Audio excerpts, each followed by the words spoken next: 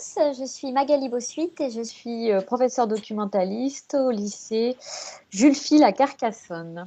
Et donc copilote du défi Babelio avec Dani. Et ben avec Dani Gérante. Donc moi je suis professeure documentaliste à Bourg-en-Bresse au lycée Caria. Voilà, depuis 3 ans. Et je suis copilote avec Donc, entre autres avec donc je suis Stéphane Amélino, professeur documentaliste dans un CDI collège-lycée à Château-Thierry, qui est dans le sud de l'Aisne, qui est dans le sud de la Picardie, qui est dans le sud des Hauts-de-France. Mais pas de la France. Dans une très belle ville où on fête les 400 ans d'un immense écrivain qui peut-être est peut-être le premier des écrivains de littérature de jeunesse. Qui est-il? Premier quiz du défi Babelio aujourd'hui. Donc Jean de La Fontaine. En tout cas, ravi de partager avec vous ce défi avec mes amis copilotes. Oui, donc on vous propose de faire un petit quiz, c'est pour savoir un petit peu qui êtes-vous derrière vos écrans. Je vais vous mettre un lien dans la conversation du webinaire.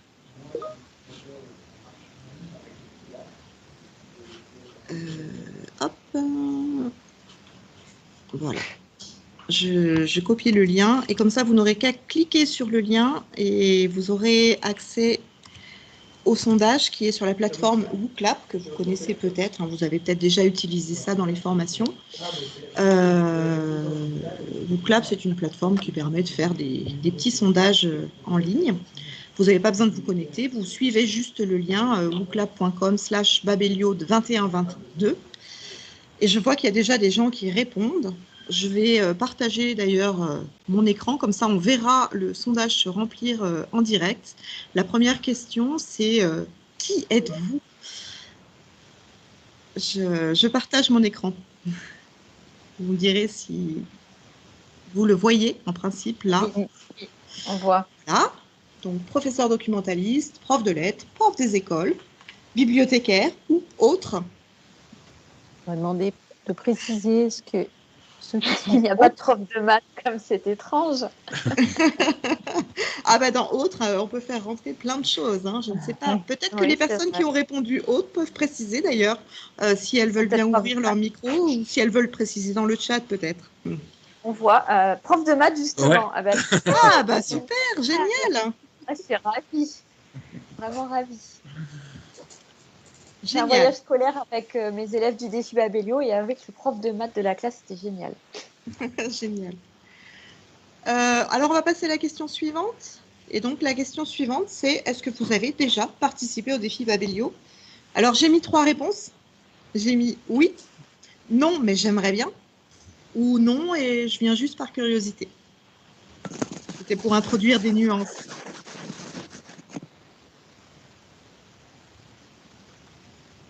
Oh, vous êtes super réactifs, c'est bien. Vous voyez toujours les résultats qui s'affichent? Oui. C'est bon? Oui, Ouais, tout à fait, ouais. essentiellement du non. Et j'aimerais super. bien. Oui, j'aimerais bien. D'accord. Et c'est super. Et puis pour les curieux, on espère que ça va les convertir et qu'ils vont s'inscrire au défi l'année prochaine. Je pense que c'est stabilisé à peu près. Oui, je pense que c'est à peu près stabilisé. Ouais, on va s'arrêter là pour cette fois. Merci beaucoup d'avoir joué le jeu. Je départage mon écran et puis je vais redonner la main à Stéphane qui va projeter son support de présentation. Et puis après, donc je surveille pour ma part le chat et je relayerai les questions des participants et des participantes auprès de vous. On essaiera de gérer la parole au mieux. Allez, c'est parti. Bon, je vais commencer juste par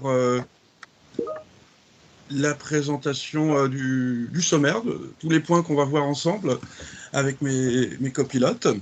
Et donc, on va commencer par ce bref historique où je donne la parole à Dani. Oui, alors le défi Babelio date de 2012. Il a été créé en 2012 par Magali, ici présente, qui a eu l'idée d'utiliser le réseau social Babelio alors, je ne sais pas si vous connaissez tous Babelio, on y reviendra après, on expliquera rapidement ce qu'est cette plateforme Babelio. Et en fait, comme elle l'utilisait au quotidien en individuel, elle a eu l'idée d'échanger entre classes d'établissements différents à l'aide de cette plateforme. Donc, au début, il y avait très peu d'établissements participants, ça a démarré tout doucement. Il y avait 5 classes de différents établissements de la France, plutôt dans le sud apparemment, mais il y en avait Non, aussi non, un non. peu d'ailleurs. Il y en avait Il y aussi. avait il y avait la Normandie aussi. Il y D'accord. avait Paris.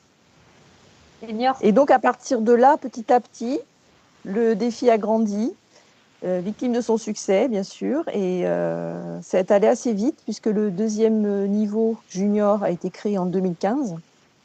Au début, il n'y avait qu'un niveau, avec une sélection d'une quarantaine de livres. Donc, le niveau junior, qui concerne plutôt à l'époque, au départ, concernait plutôt 6e, 5e, un peu le primaire en CM2.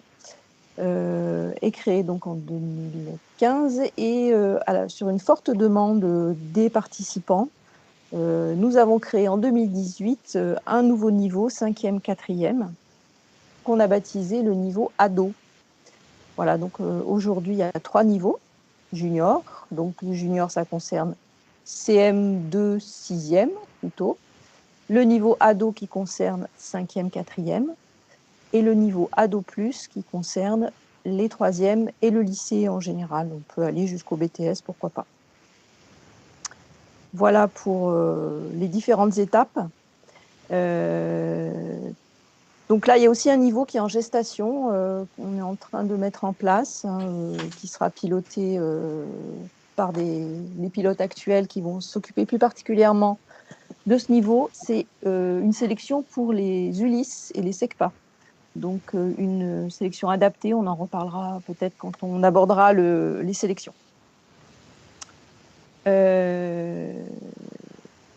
Donc, aujourd'hui, on se retrouve avec 400 classes quand même, ou des clubs, c'est pas forcément des classes, ça peut être des clubs. C'est beaucoup de choses à gérer. Donc, nous sommes 8 professeurs documentalistes des 4 coins de France, des 8 coins de France, les 8 coins de l'Hexagone.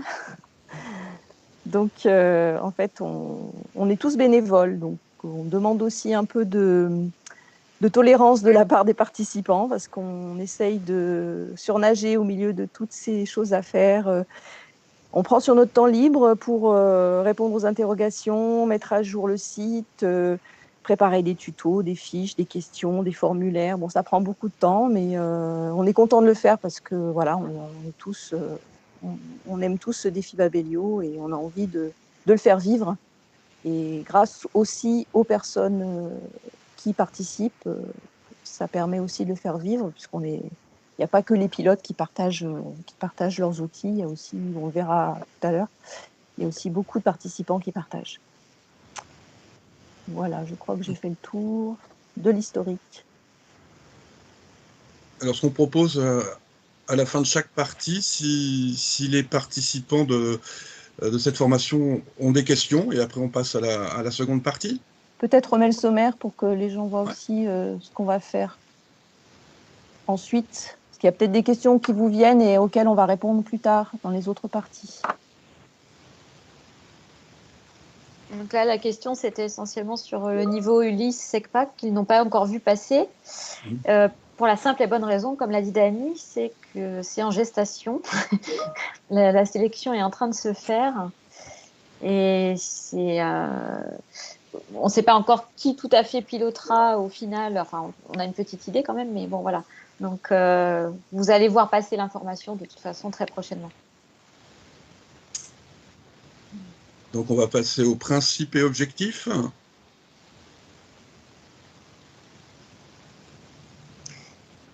Donc, le grand principe du défi Babelio, c'est avant tout de faire découvrir de la littérature jeunesse. Donc, le principe, c'est que les élèves puissent accéder à une sélection d'ouvrages de littérature jeunesse, des livres récents, voire très récents. Parfois, ils sont sortis dans l'année. On a sélectionné des livres qui sont sortis en 2021. Dans les 3 sélections, c'est le cas. Le fait qu'il y ait une sélection commune permet des échanges entre les classes, ou en tout cas de faire à peu près les mêmes activités autour des mêmes livres. C'est l'idée de partage qu'on avait développée au départ. Alors certes, c'était beaucoup plus simple quand on était 5 de partager ce que l'on faisait, que là, c'est même il me semble que cette année, c'était même plus proche de 600 groupes que de 400. On a vu 400 tout à l'heure, et il me semble que j'avais fait le calcul pour l'équipe Abellio. Il me semble qu'on n'était pas loin de 600 groupes entre les clubs lecture, et puis parfois il y a des établissements qui ont 4, 5, 6 classes qui participent. Donc ça fait beaucoup, beaucoup de personnes, et c'est vrai que les échanges, c'est, on va dire, un peu notre petite faiblesse.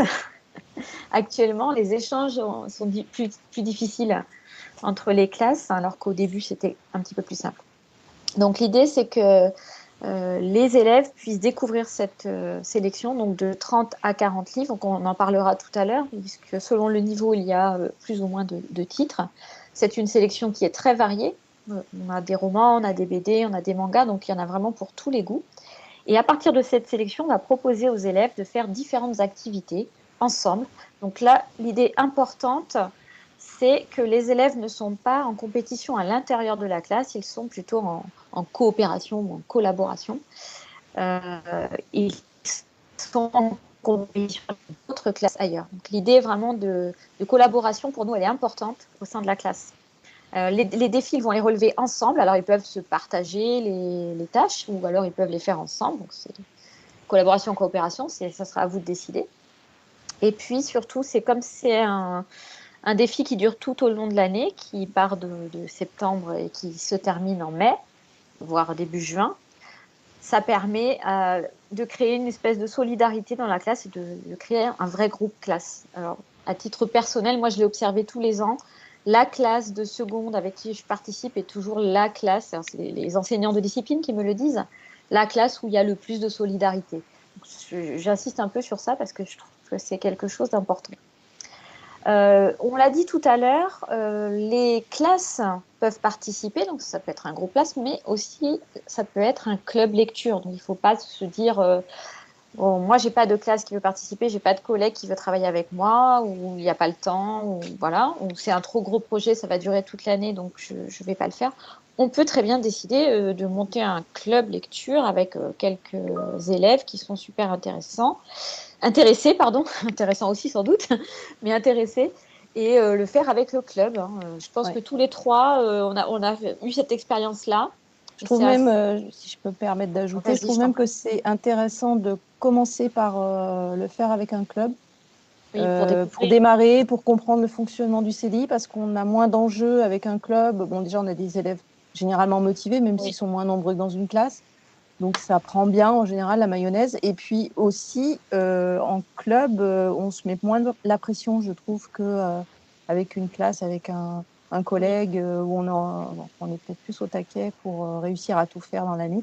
Donc, avec un club, on peut y aller doucement, on peut commencer et puis prendre ses marques. Donc, si vous démarrez, moi, je serais assez pour vous conseiller de démarrer avec un club.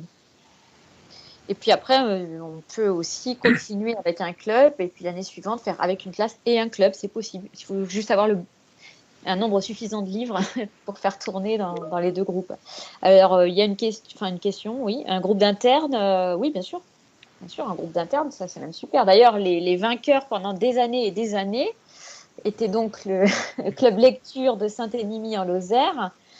Et parmi eux, il y avait beaucoup d'internes. Donc, en effet, ça peut être un bon moyen de commencer, de faire avec les internes. Je ne sais plus si on le redit après, mais je vais le dire tout de suite. Le défi Babello, nous, ce qu'on vous offre, c'est un cadre avec des activités qui sont proposées tous les mois, donc des petits défis qui sont lancés qu'on verra tout à l'heure. Mais bien sûr, on est très libre hein, dans le défi, on n'est pas obligé de tout faire. Évidemment, si vous voulez gagner, il vaut mieux tout faire. Mais si on veut juste faire découvrir de la littérature jeunesse aux élèves, faire découvrir des outils numériques pour faire des objets littéraires, pour à travailler plus en profondeur les livres, on peut décider de ne faire que un ou deux défis, il n'y a pas de souci. Donc c'est très libre, chacun fait comme il le souhaite. Donc on peut être inscrit au défi Babelio et ne faire que les critiques, hein, pourquoi pas. Alors, je pense qu'on y reviendra un petit peu tout à l'heure sur ça. Nous, on utilise comme plateforme Babelio pour, vous le verrez, proposer les sélections. Donc, vous verrez que toutes les sélections sont accessibles sur Babelio. Il y a des listes qui sont créées sur Babelio. Donc, Babelio est un réseau social littéraire. C'est une plateforme que vous connaissez sans doute parce que dès que l'on fait une recherche sur un titre en littérature, on tombe très, très souvent dans les premiers résultats sur une chronique qui a été faite sur Babelio. Bon, je ne vais pas revenir sur l'historique du choix de Babelio, ça aurait pu être autre chose, c'est Babelio. On n'a pas du tout d'action chez Babelio. Alors maintenant, il se trouve qu'au fil du temps, vous l'avez vu, le défi a été créé en 2012, donc ça va faire 10 ans l'an prochain. On commence à les connaître un petit peu maintenant, puisque on échange avec eux aussi. Mais au début, on ne les connaissait pas du tout. Hein, donc, c'est pas un choix ni politique, ni de personne, ni de réseau. Ça s'est fait par l'outil, en fait, hein, au départ. Sur Babelio, ce que les élèves vont faire, oui, qui ne connaît pas Babelio, c'est une vraie question. Bah, maintenant, je pense que tout le monde en connaît. En plus, je crois qu'ils ont Oui, il y a passé le peut-être je me million. suis dit, il y avait peut-être des gens qui connaissent Ah, pas du c'était tout, ça pas, peut d'accord. arriver. C'était pas pour rigoler. Ah, pardon, désolée. Ah oui, j'ai pas vu, c'est une vraie question, pardon. Euh, Qu'est-ce que je voulais dire? Ça y est, j'ai oublié. Oui, alors ce que les élèves vont utiliser sur Babelio, c'est essentiellement la partie chronique et la partie quiz. Tout le reste va se dérouler en dehors de Babelio, hein. Donc, les élèves, ce qu'on leur propose dans les premiers défis, mais on le verra tout à l'heure, c'est d'écrire des chroniques. Donc, ça, évidemment, ça se fait sur cette plateforme-là. Voilà. Donc, Et puis, des quiz aussi. Je rajoute pas plus, puisqu'on en reparlera tout à l'heure. je précise que ce que Magali appelle chronique, c'est ce qui est appelé Critique. critique sur Babelio. Moi, j'aime bien dire Ah, chronique parce que les élèves, enfin, je sais pas si chez toi c'est pareil ou chez toi aussi, Stéphane, mais chez moi, à chaque fois, ils pensent critique et ils pensent négatif. il faut dire du mal, oui. C'est une chronique. Une critique peut-être positive. Alors, Face au- oui, je pas. À moins qu'il y ait des questions sur cette partie. Si, moi, je voulais juste préciser aussi qu'il y a une chose importante parce qu'il y a parfois une confusion. Pour nous, ça devient évident et on oublie parfois que pour les débutants, ça peut être problématique. Il ne faut pas confondre la plateforme Babelio et le site du défi Babelio. On reviendra sur le site tout à l'heure. On a créé un site du défi Babelio où tout est réuni, tout ce qu'on fait dans le défi. La plateforme Babelio, c'est vraiment le support et comment dire, les administrateurs de Babelio ne sont pas responsables du défi et ne vont pas répondre à vos questions sur le défi. C'est vraiment les pilotes du défi sur le site qui peuvent intervenir là-dessus. Babelio, c'est vraiment quelque chose qui est à part. De même que nous ne sommes pas responsables de Babelio.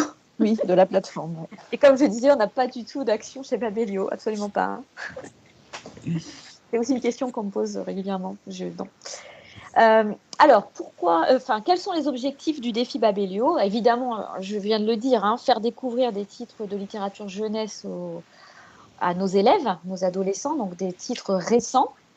Alors, on reviendra sur la sélection tout à l'heure, mais nous, on insiste beaucoup sur récent. Alors, la première sélection que l'on avait faite en 2012-2013, évidemment, ce n'était pas forcément une sélection très récente. On avait pioché dans ce qu'on avait dans le CDI pour éviter d'acheter trop de titres, puisqu'en plus, ça s'est fait en cours d'année. Maintenant, c'est un peu différent, mais on y reviendra tout à l'heure dans la sélection. L'idée, comme on va très souvent travailler, alors ce n'est pas toujours le cas, hein, on peut travailler avec des profs de maths aussi, mais on travaille souvent avec des profs de lettres qui ont besoin aussi de trouver leur compte dans le défi.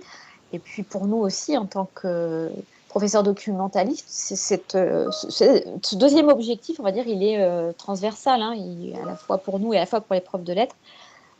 Savoir exprimer son avis, savoir argumenter, pour les élèves, c'est une vraie compétence à acquérir et c'est quelque chose qu'ils peuvent mettre en œuvre ici dans le défi. D'ailleurs, on l'a vu cette année, il y a quand même de belles critiques, de belles chroniques. Et ça enrichit aussi le site Babelio, hein. Les auteurs sont souvent très contents de lire les chroniques qui sont postées par les élèves. et font souvent des retours aussi. Et l'équipe de Babelio est ravie de voir aussi s'étoffer le nombre de chroniques par titre. Euh, Nous, notre objectif en tant que professeur documentaliste, il est bien évidemment de travailler l'éducation aux médias et à l'information. Donc, on va travailler sur un réseau social littéraire. Donc, tous les codes du réseau social sont là sur Babelio. On a le like, on a les messages privés, on a le mur, etc. Donc, tout ça, on peut le travailler avec eux. On peut travailler cet aspect-là. On va découvrir de nouveaux outils numériques.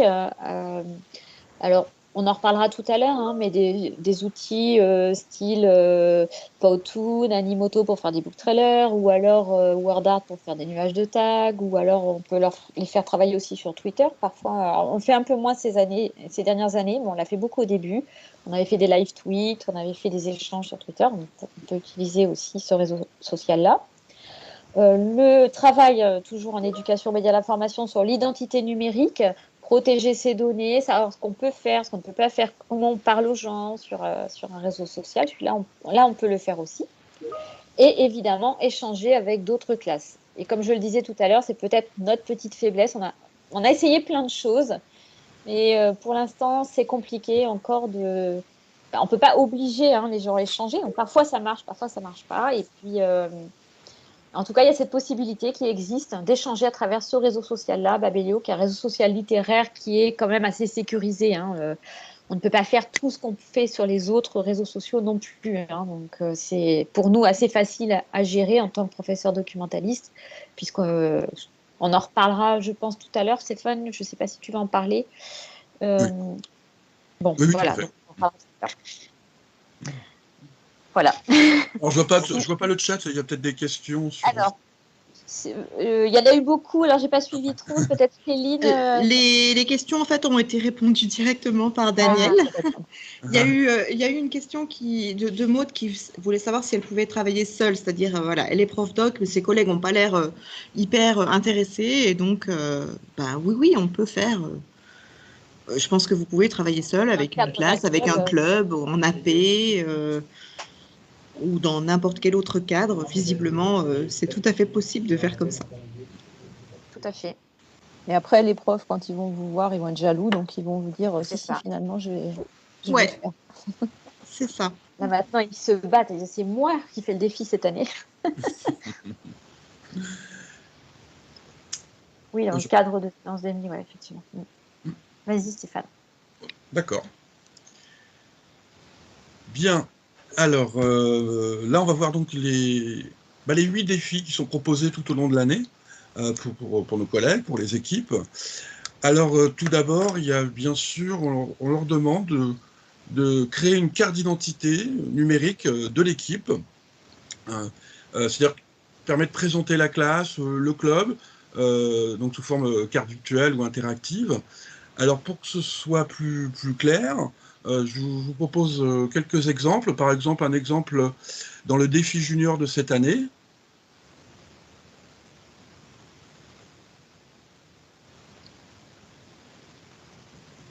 Voilà, vous voyez tout bien à l'écran? Oui, Ouais. super. Donc voilà une carte d'identité, on voit sous forme d'avatar l'équipe des gâtés de la Seine-sur-Mer dans le Var. Donc le professeur encadrant, documentaliste, professeur de lettres, propose au préalable par exemple de faire un petit portrait de lecteur des élèves et ensuite qui vont être publiés sur un outil. Alors ici c'est encore un Geniali. Et par exemple, j'en prends un au hasard, Maxime Game.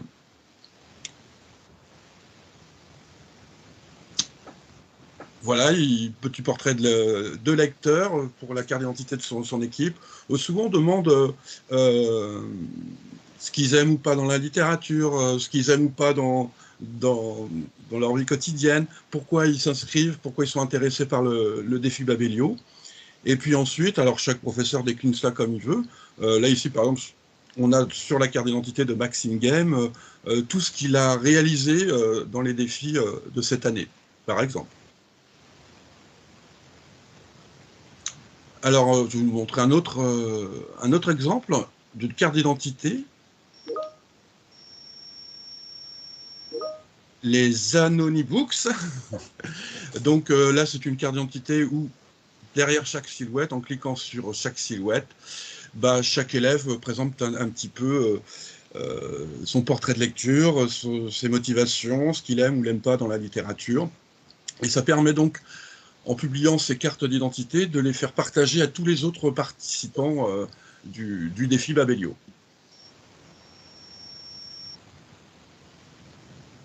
Alors, de toute façon, il n'y a pas de... Là, par exemple, on a une carte d'identité réalisée sous forme de vidéo.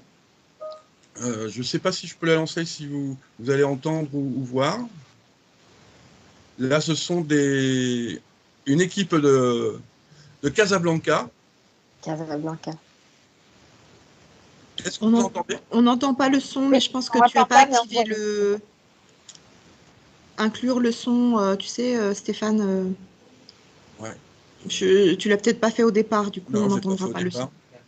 Non, je l'ai pas fait au départ. J'arrête le partage et je recommence.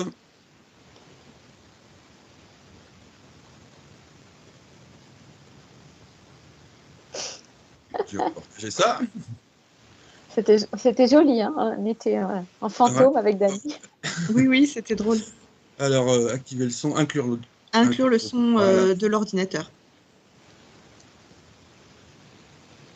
C'est parti. Donc, c'est une équipe de Casablanca, lycée Lyotais, qui a fait une carte d'identité sous forme vidéo. Donc, je vous remets au début. Vous me dites si c'est bon?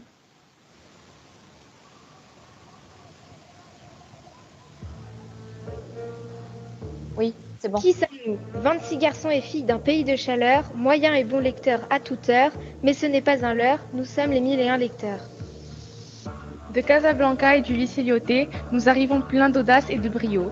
Pour lire, sous le beau temps, les livres de Babelio, nous sommes les 1001 lecteurs.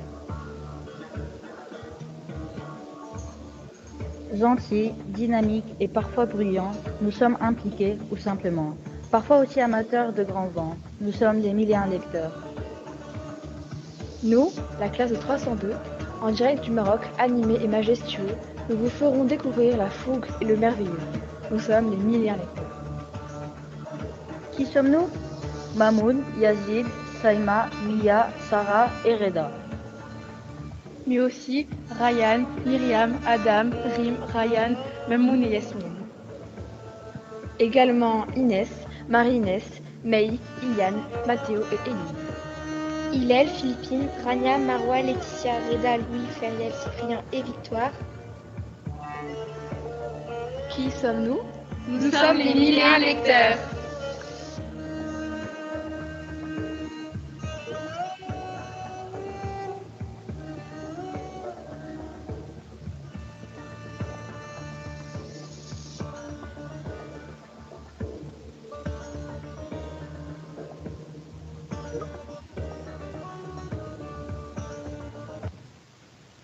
Ah, c'est génial. Je ne l'avais pas vu encore.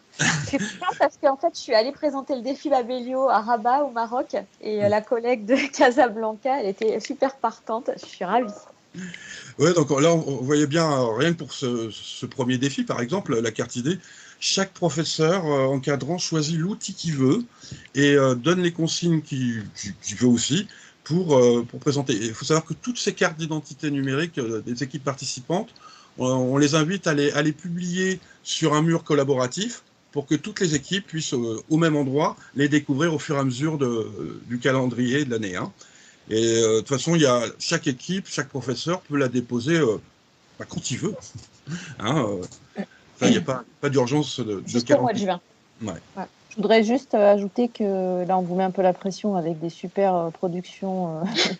En fait, ce sont parmi les gagnants là que tu as, c'est ça, hein, Stéphane, que tu as pris les exemples. Oui. Bon. Ouais. On peut montrer bien sûr, les ça noms, peut être quelque chose bien. de beaucoup plus modeste. On peut très bien faire une carte d'identité en 2D, voilà, une petite carte postale avec montage photo, voilà, des choses un peu moins ambitieuses. On n'est pas obligé de faire une vidéo ou quelque chose de. Chacun fait à sa mesure, en fait. Hein. Voilà. C'était pour rassurer tout le monde.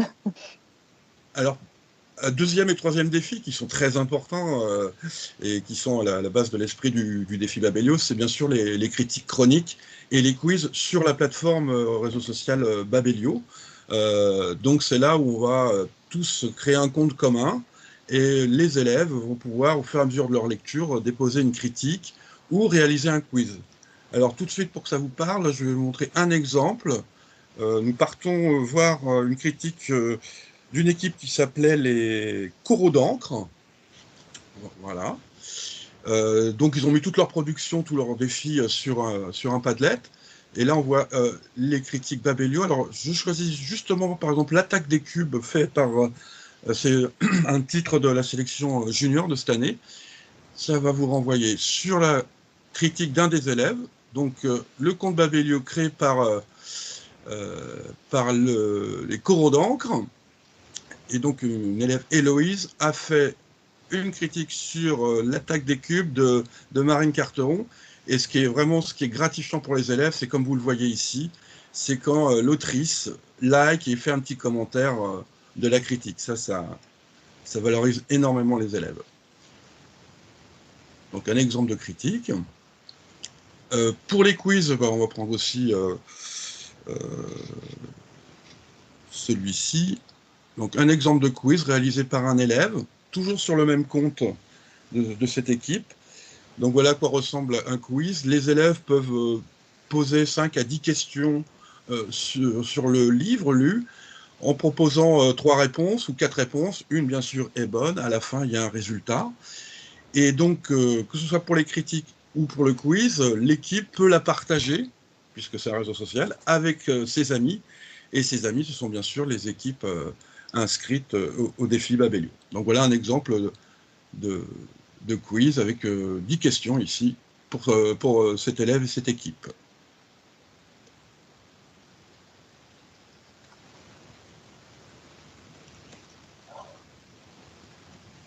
Alors, je reviens sur autre épreuve, les fameux nuages de tags, nuages de mots. Donc là aussi, créer ces nuages pour essayer de faire deviner à des partenaires ou à d'autres élèves d'ailleurs de l'établissement à quel titre de la sélection ça appartient. Alors, je vais vous en montrer un, par exemple, de Junior, qui l'ont présenté sur un Geniali, mais ça, peu importe l'outil utilisé. Et donc, cette équipe, on voit les nuages de mots, par exemple. Voilà. Donc, une équipe où leur professeur encadrant a certainement utilisé l'outil WordArt ou autre, qu'il a ensuite intégré sur un Geniali pour faire partager aux autres équipes du défi Babelio. Donc voilà, quelques nuages.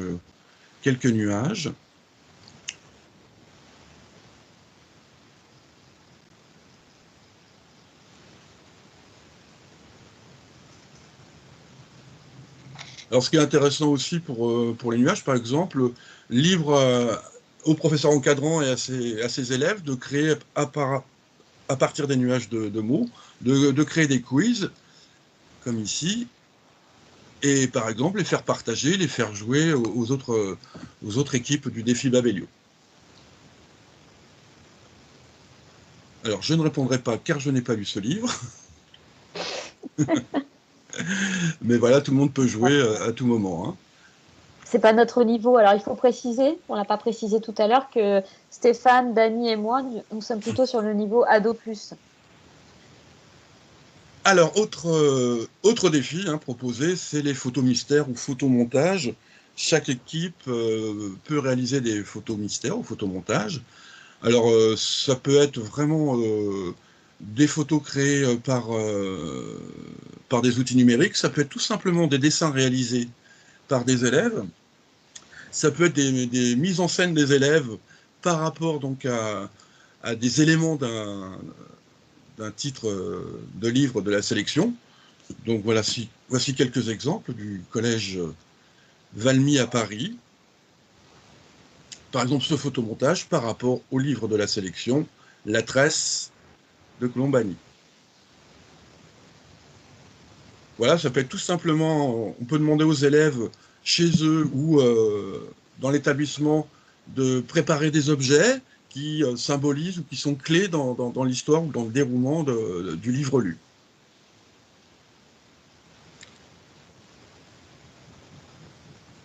On a quelques exemples.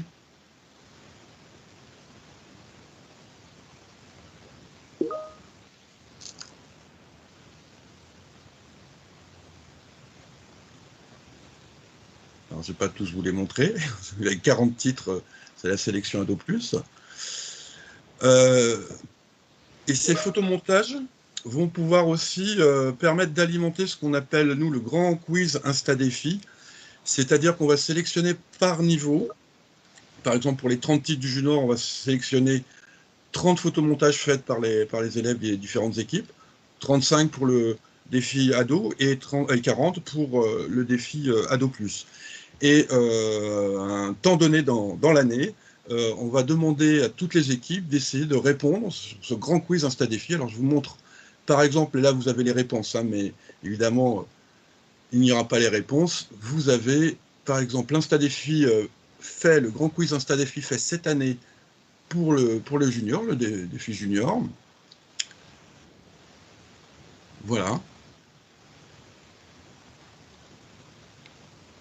Donc quand on fait l'Insta-Défi, quand on le propose à toutes les équipes, le grand quiz Insta-Défi, évidemment, il n'y a ni le titre, ni les auteurs, et après on publie toutes les réponses pour tous les participants. Donc vous voyez, ça peut être tout à fait des dessins, des choses faites, comme on a dit, en 2D ou en 3D, matérialisées, et ensuite qu'on prend en photo et qu'on peut soumettre au photomontage et au grand Insta-Défi. Voilà, le guide des livrephages. Si vous avez lu Jefferson en junior, vous aurez tout compris.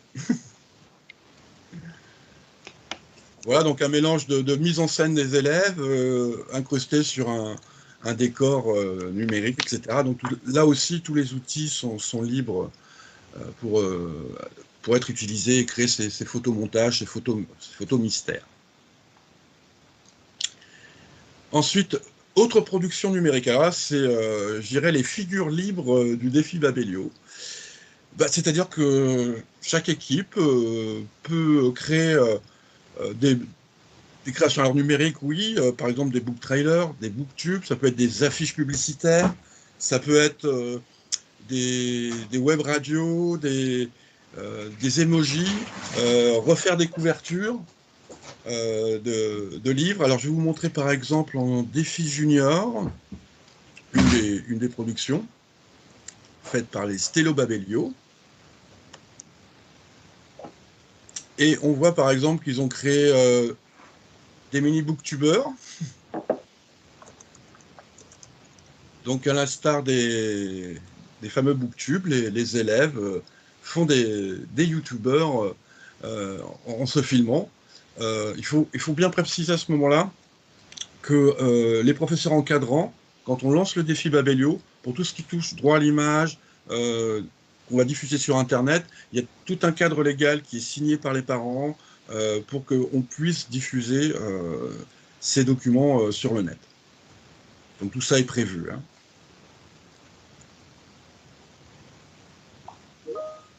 Par exemple, ils ont refait des couvertures des titres de la sélection junior.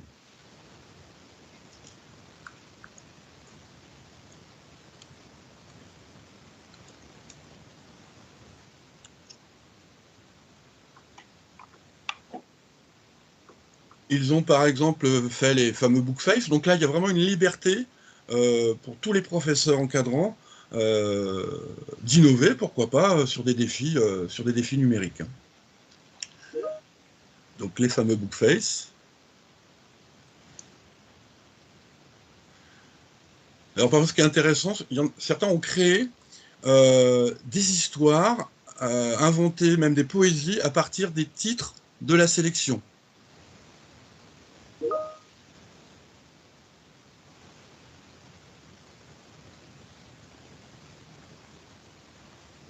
Voilà, bon, on ne voit pas très bien à l'écran, mais c'est une histoire créée à partir des titres de la sélection complètement inventés par les élèves. Donc ça peut être un défi proposé dans l'épreuve autre production. Là, on a cette photo, par exemple, quand il y a un quiz final ou le quiz Insta-Défi, et c'est toujours les moments forts, c'est que tout ensemble, avec tous les élèves de notre équipe ou de la classe, on répond ensemble au grand quiz en fin d'année sur le quiz final ou le quiz Insta-Défi.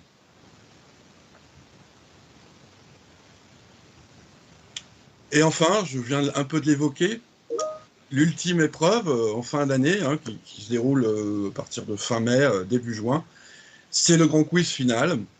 C'est-à-dire que pour chaque niveau, les élèves vont avoir une question par titre, donc 30 questions pour le junior, 35 pour l'ado et 40 pardon, pour l'ado plus.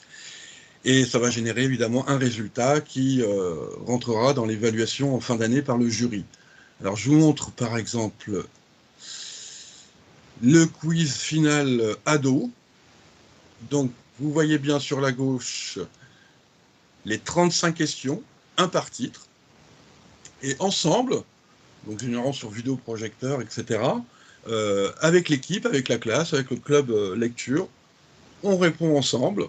Donc comme dans l'équipe, il y a un élève qui a lu tel ou tel livre, un autre élève tel ou tel titre, ensemble, ils vont pouvoir probablement répondre aux 35 questions, par exemple, pour la sélection ado, ou 40 pour l'ado plus, ou 30 pour le junior.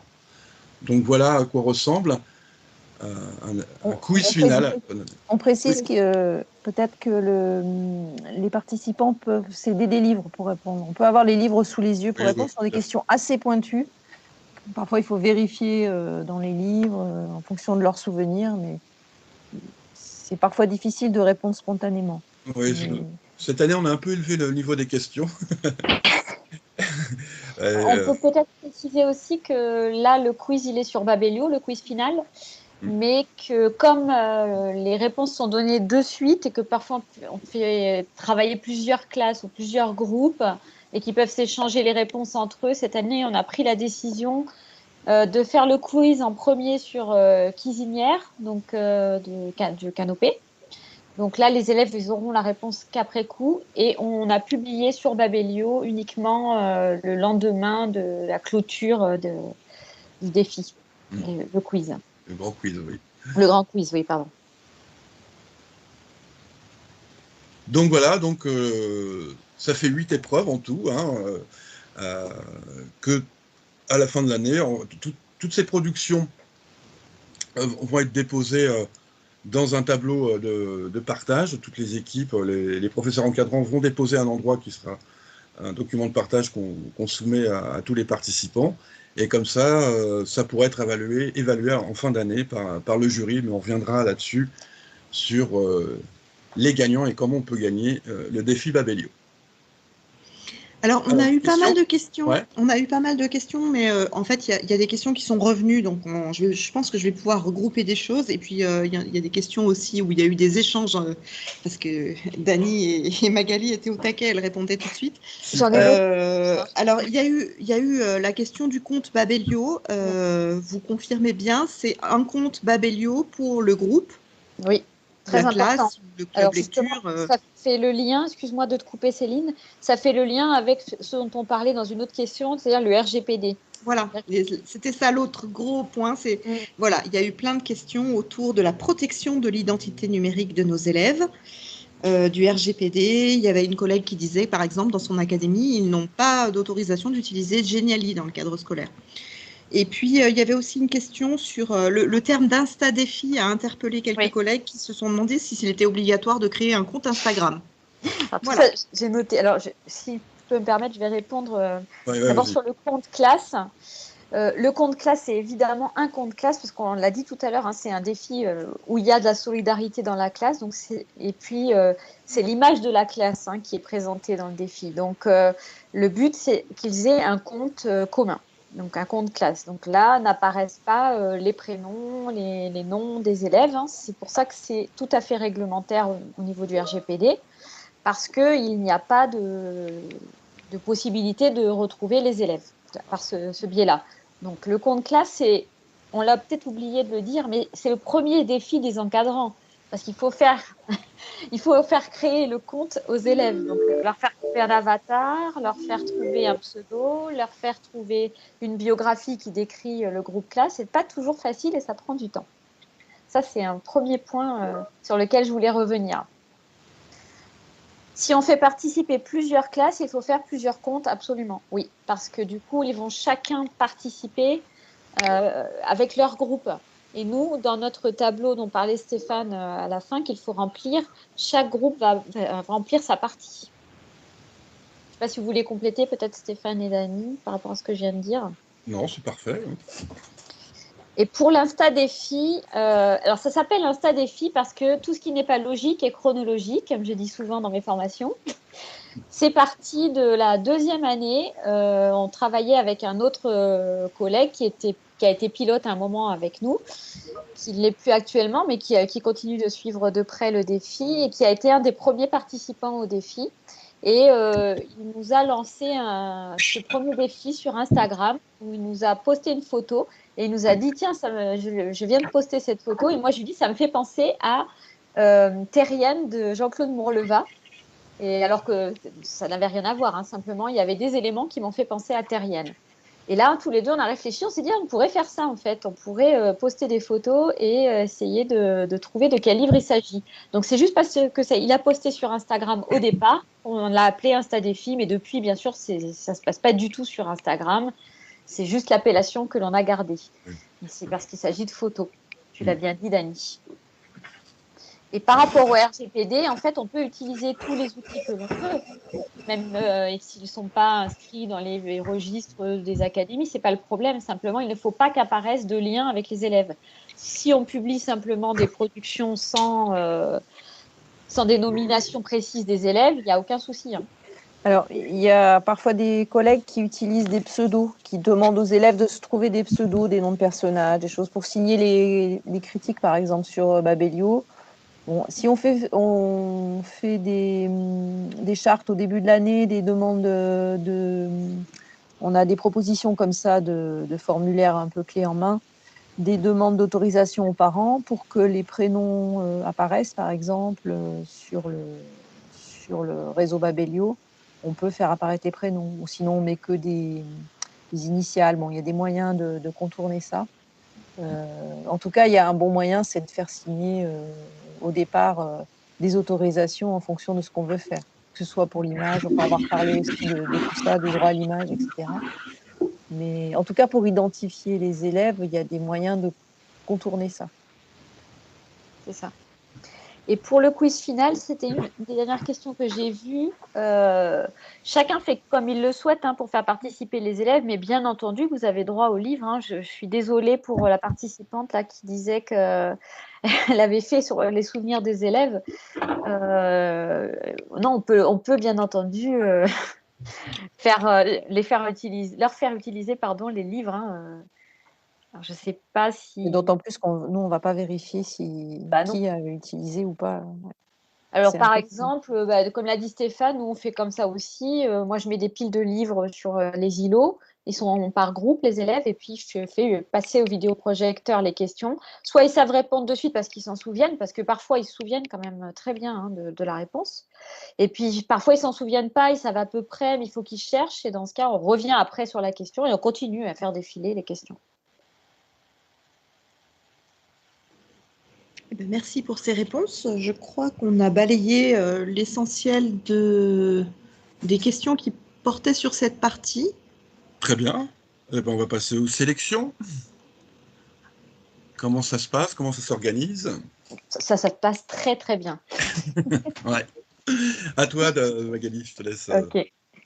Alors, on l'a dit tout à l'heure, les sélections sont des sélections de titres récents. Donc, des titres qui ont moins de 3 ans. Donc, cette année, on a demandé à ce que les titres soient vieux au maximum de… Alors, c'était même 2019, non? C'était 2018? Ouais. C'est peut-être même 2 ans, alors. Enfin, 2021, 2020, 2019. Ouais, c'est ça, si ça fait 3 ans. Depuis début 2019. C'est ça, exactement. Alors, pourquoi? Parce que, déjà, c'est quand même plus sympa de faire découvrir des titres récents aux élèves. Hein, ça fait vivre aussi la littérature jeunesse. Et aussi parce que pour nous, en tant que professeurs documentalistes, ça permet d'enrichir le fond documentaire du CDI. Donc, à savoir, on ne l'a pas dit tout à l'heure, mais je vais le dire maintenant, dans le défi Babelio, on ne demande pas à ce que vous ayez 5, 6, 7 exemplaires du même titre. Vous pouvez n'avoir qu'un seul exemplaire d'un titre de la sélection. C'est d'ailleurs pour ça qu'il y a 30 titres pour le junior, 35 pour l'ado et 40 pour l'ado plus, c'est pour que chaque élève puisse repartir avec un titre qui ne soit pas forcément le même que son copain. Vous avez compris l'intérêt aussi pour le quiz final. Il faut que tous les livres aient été lus pour pouvoir répondre aux 40 questions. Donc, c'est mieux de se répartir la tâche au sein de la classe. Du coup, là, le fait d'acheter un seul exemplaire est totalement suffisant si on ne travaille qu'avec un seul groupe dans l'établissement. Et ça nous permet, nous, d'enrichir notre fonds. Très souvent, ce sont des titres que l'on aurait achetés par ailleurs, hein, puisque ce sont des titres récents et qui plaisent essentiellement aux élèves, enfin pas aussi essentiellement, qui plaisent beaucoup aussi aux élèves. La sélection, elle est faite par les participants de l'année en cours. Donc nous, à un moment donné, dans l'année, vers le mois d'avril, souvent on le démarre avant, mais on en fait plus de publicité, en tout cas on incite plus les participants vers le mois d'avril à proposer des titres, enfin mars-avril même plutôt, proposer des titres pour l'année suivante, pour la sélection de l'année suivante. Donc c'est ce qu'on a fait cette année. On a eu, je ne me souviens plus, mais aux alentours de 100 à 150 propositions par défi. Ouais. Hein, c'est ça? C'est ça, oui. Je ne me trompe pas. 100 à 150 titres qui sont proposés. Donc, ce sont des titres que vous avez lus dans l'année, dont vous avez entendu parler, voilà, que vos élèves vous ont conseillé, pourquoi pas d'ailleurs, hein, ça peut arriver aussi. Tous ces titres sont inscrits sur un tableau collaboratif, donc tout le monde participe. Par exemple, alors nous, on a suivi plus particulièrement le Ado+. Cette année, on a eu 12 personnes, je crois, ou 75 personnes qui ont participé à la sélection. Alors, pour les propositions, il y en a peut-être eu un peu moins ou un peu plus, je ne sais pas exactement, puisque ça peut être anonyme. Hein, les gens qui remplissent le tableau ne sont pas forcément identifiés. Ensuite, ce qu'on fait, c'est que nous, on propose un formulaire avec toutes les propositions qui ont été faites. Donc, on vous remet la couverture du livre, on vous remet l'écriture bibliographique du livre avec le titre, l'auteur, le nombre de pages, les thèmes du livre, etc., le prix. Donc, on voit à peu près aussi qu'on varie la sélection, que ce ne soit pas que des titres chers ou que des titres qui font 500, 600 pages. Il faut essayer de varier la sélection. Ensuite, une fois qu'on a fait ce formulaire, on propose à tous les participants de voter pour les titres.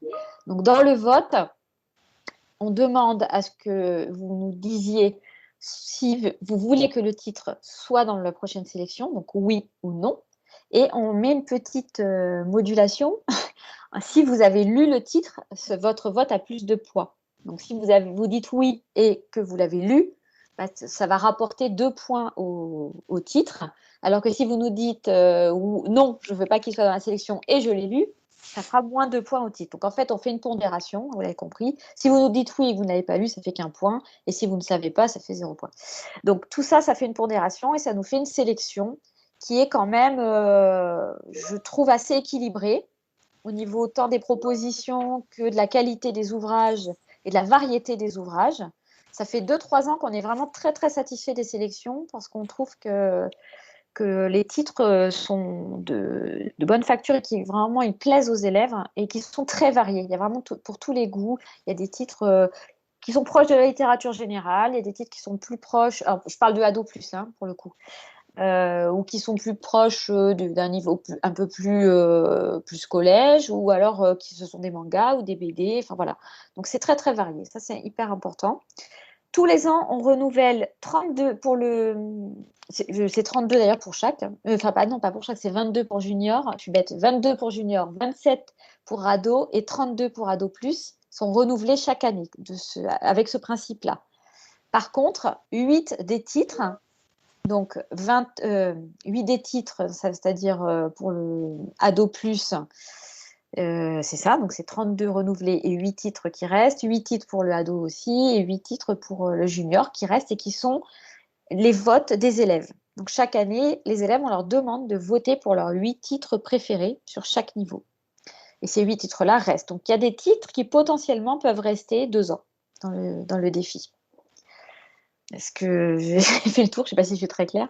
Ici, préciser, c'est quand les élèves votent, c'est à peu près environ presque 4000 élèves de toute la France et d'ailleurs qui s'expriment et votent sur ces titres à reconduire l'année d'après.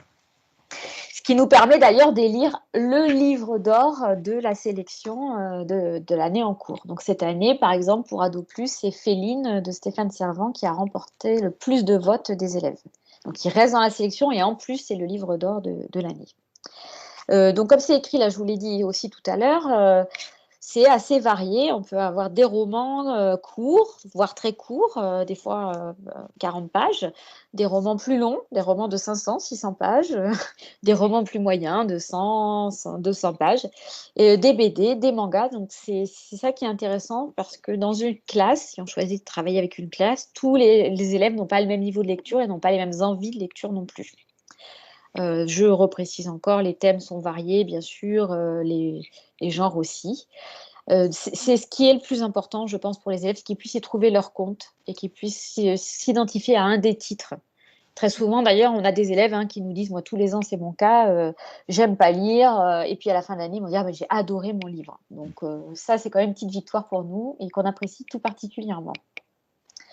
Est-ce que j'ai fait le tour pour les sélections? Je pense. Il faudrait les montrer peut-être. Ce que j'ai pas dit, oui. Ce que j'ai pas dit, c'est que ces sélections sortent tous les ans début juin. Donc début juin, vous les avez, ce qui fait que vous pouvez préparer la rentrée suivante et commander dès le mois de juin. Vous pouvez les lire pendant l'été si vous voulez les présenter aux élèves à la rentrée. Donc ça, c'est important pour nous qu'elles sortent vraiment bien avant les vacances scolaires. Alors, je vais vous montrer. Voilà. On va regarder les nouveaux titres juniors. Allez. Donc voilà. Alors, je ne sais pas si on les voit très bien. On les voit.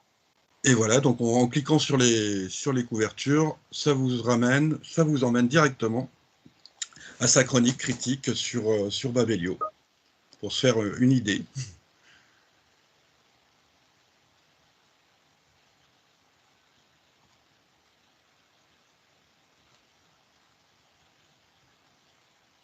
Pour ados. Ah oui, on a oublié de préciser aussi qu'il y a des titres communs entre junior ado et ado plus. Par exemple, Féline qui est dans l'ado, on va le retrouver dans ado plus, ainsi Petit oiseau aussi. Qu'est-ce qu'il y a lire, je sais plus quoi là, Aquarelle des étoiles. Aquarelle des étoiles aussi. Celle que je était à l'ado, il est plus Château des Il y a pas mal de titres en commun. Donc si vous faites 2 niveaux, vous avez des achats qui se croisent. Oui, tout à fait. Oui. Donc je répète encore une fois, c'est vrai que ce sont des titres que vous pouvez intégrer à votre fonds et qui vont rester dans votre fonds de toute façon. C'est un investissement, c'est sûr, mais c'est un investissement plus pour le CDI au final. Ça, c'est important de le dire. Je vais aborder aussi juste après. Et alors, comme tu disais, Dani, c'est ce que j'allais préciser aussi, c'est ça qu'il y a des interconnexions entre les niveaux. Donc, des titres qu'on va retrouver en junior et en ado, d'autres qu'on va retrouver en ado plus. Et surtout, d'une année à l'autre, en fait, les propositions font que, par exemple, là, j'ai vu qu'il y avait celle que je suis en ado qui n'est plus en ado plus, qui était en ado plus l'an dernier. Même chose pour Deux fleurs en hiver. Donc, voilà, il peut y avoir une porosité comme ça entre les niveaux. Alors, on peut peut-être prendre les questions. Je pense qu'on a fait à peu près le tour. Prendre les questions sur la sélection. J'avoue que je n'ai pas suivi du coup le chat. Alors, il y a une collègue qui faisait la remarque qu'elle avait commandé les bouquins pour la sélection ado. Et il y avait un des titres qui apparaissait comme épuisé sur Mémo Electre. C'est quelque chose qui arrive quasiment tous les ans. Et qu'on essaye, en général, on arrive à régler ces problèmes-là avec les éditeurs parce qu'ils savent qu'ils vont avoir pas mal de commandes maintenant que le défi est de renommée mondiale, n'est-ce pas? Donc, en général, on contacte les éditeurs et il y a des réimpressions qui se font. Voilà. Souvent, ça arrive parce qu'en fait, tout le monde a commandé en même temps, donc ils sont épuisés d'un coup, mais souvent, ils sont en réimpression juste après. Donc, par contre, c'est quel titre? On peut savoir le titre? Eh ben, il faudrait que la collègue nous dise. Elle ne sait plus. D'accord. Ok. Bon, on va vérifier parce qu'au moment où les sélections sortent, donc juste avant que nous on sorte les sélections, on regarde sur sur Electre si tout est au vert, si c'est bon. Donc, au moment où on fait la sélection, c'est bon. Donc si ça vient juste après, très probablement, il va y avoir une réimpression puisque nous, on contacte les éditeurs. C'est ce qu'on est en train de faire en ce moment. Quasiment tous, enfin, ils ont tous été contactés. Ils ont presque tous répondu. Donc, on attend les dernières réponses là, dans la semaine. Donc, logiquement, ils vont réimprimer. Hein. Il n'y a pas de souci. Hein. Vous êtes des influenceurs, en fait. Hein. En fait, Alors- vous êtes des influenceurs du livre jeunesse, quoi. Vous On appelez les résiste, éditeurs pour qu'ils rééditent des livres. Ouais, voilà. on résiste au, comment on Ouais. appelle ça, À la pression Les des sirènes. éditeurs. Ça, on n'a aucune pression des éditeurs, on la refuse d'ailleurs. Ouais. Mais effectivement, quand ils apprennent qu'il y a un titre qui est dans leur boîte, quoi, bah, ils sont contents, oui, c'est sûr. Mais on n'a aucune pression. Franchement, on ne choisit pas du tout ni par rapport à l'éditeur ni par rapport à l'auteur, parce que c'est vraiment les participants qui votent. Hein. Donc nous, on n'y est pour rien. Ouais. On peut pas. On est incorruptible. Ça fait le lien avec un autre Oui. axe de lecture. Il y avait aussi une question d'une collègue qui demandait est-ce que c'est possible de participer au défi junior avec une classe de 5e? Oui. Bien sûr. Bien sûr, Alors, tout est possible dans le défi. sachant que si ce qui vous intéresse, c'est les interactions avec d'autres classes, cette classe de 5e va plutôt interagir avec des classes de 6e ou parfois de CM2, bon, ça peut arriver aussi. Il y a juste peut-être ce petit bémol, mais sinon, si c'est un choix de sélection, si la sélection vous paraît plus adaptée à telle ou telle classe, pour nous, il n'y a pas de souci. Il faut savoir qu'il y a par exemple, moi j'avais des élèves de 4e dans mon club qui ont participé à l'A2+, et c'était parfait, quoi. Ça correspondait vraiment à la maturité. Puis bon, je savais aussi que c'était des grands et grandes lectrices. Donc, Et puis quand on a des clubs aussi, avec plusieurs niveaux, avec des élèves de plusieurs niveaux, on peut prendre une sélection qui correspond à certains élèves et pas aux autres. Si on prend 5e, 4e, on peut avoir des élèves de 6e qui vont trouver quand même des livres à leur goût et à leur niveau, et puis des 3e aussi, finalement. Oui, c'est sûr. Eh ben, il n'y avait pas d'autres questions sur cette partie-là de la présentation, donc je vous laisse continuer. Eh bien, on va Merci, passer au calendrier. Donc, alors, le calendrier n'est pas strict. Il faut savoir que le maître mot du défi Babelio, c'est la souplesse. Hein. On n'a qu'un calendrier qui est indicatif. D'ailleurs, sur le site du défi Babelio, vous trouverez dans la partie Kesako du défi Babelio des périodes, mais bon, on n'est pas obligé de suivre à la lettre les périodes qui sont indiquées.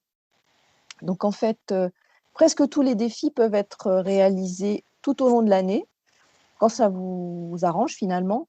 Il y a quelques dates impératives quand même à respecter, notamment l'inscription. Donc, tout à l'heure, il y a une question là-dessus, notamment sur les inscriptions. Pour vous inscrire au défi Babelio, et pas à la plateforme Babelio, je précise, mais au défi Babelio, ça doit se faire avant fin novembre. Donc, on met en ligne des formulaires d'inscription au défi. Et vous avez jusqu'au mois de novembre, ça sera bientôt en ligne. Là, pour l'instant, on est en train de les préparer et surtout de se poser la question sur quel type de formulaire on va faire les inscriptions, parce que chaque année, on se torture un peu l'esprit pour éviter Google, respecter les données personnelles, mais ce n'est pas toujours simple. On a parfois des surprises quand on utilise des nouveaux outils. Et c'est vrai que les outils de Google, souvent, c'est les plus performants, malheureusement. Hein, on est un peu parfois obligé de les utiliser quand même. Donc là, une fois qu'on aura décidé avec quel formulaire on travaille, on vous mettra tout ça en ligne sur le site du défi. Et vous pourrez vous inscrire donc jusqu'à fin novembre. La date limite, c'est le 30 novembre chaque année.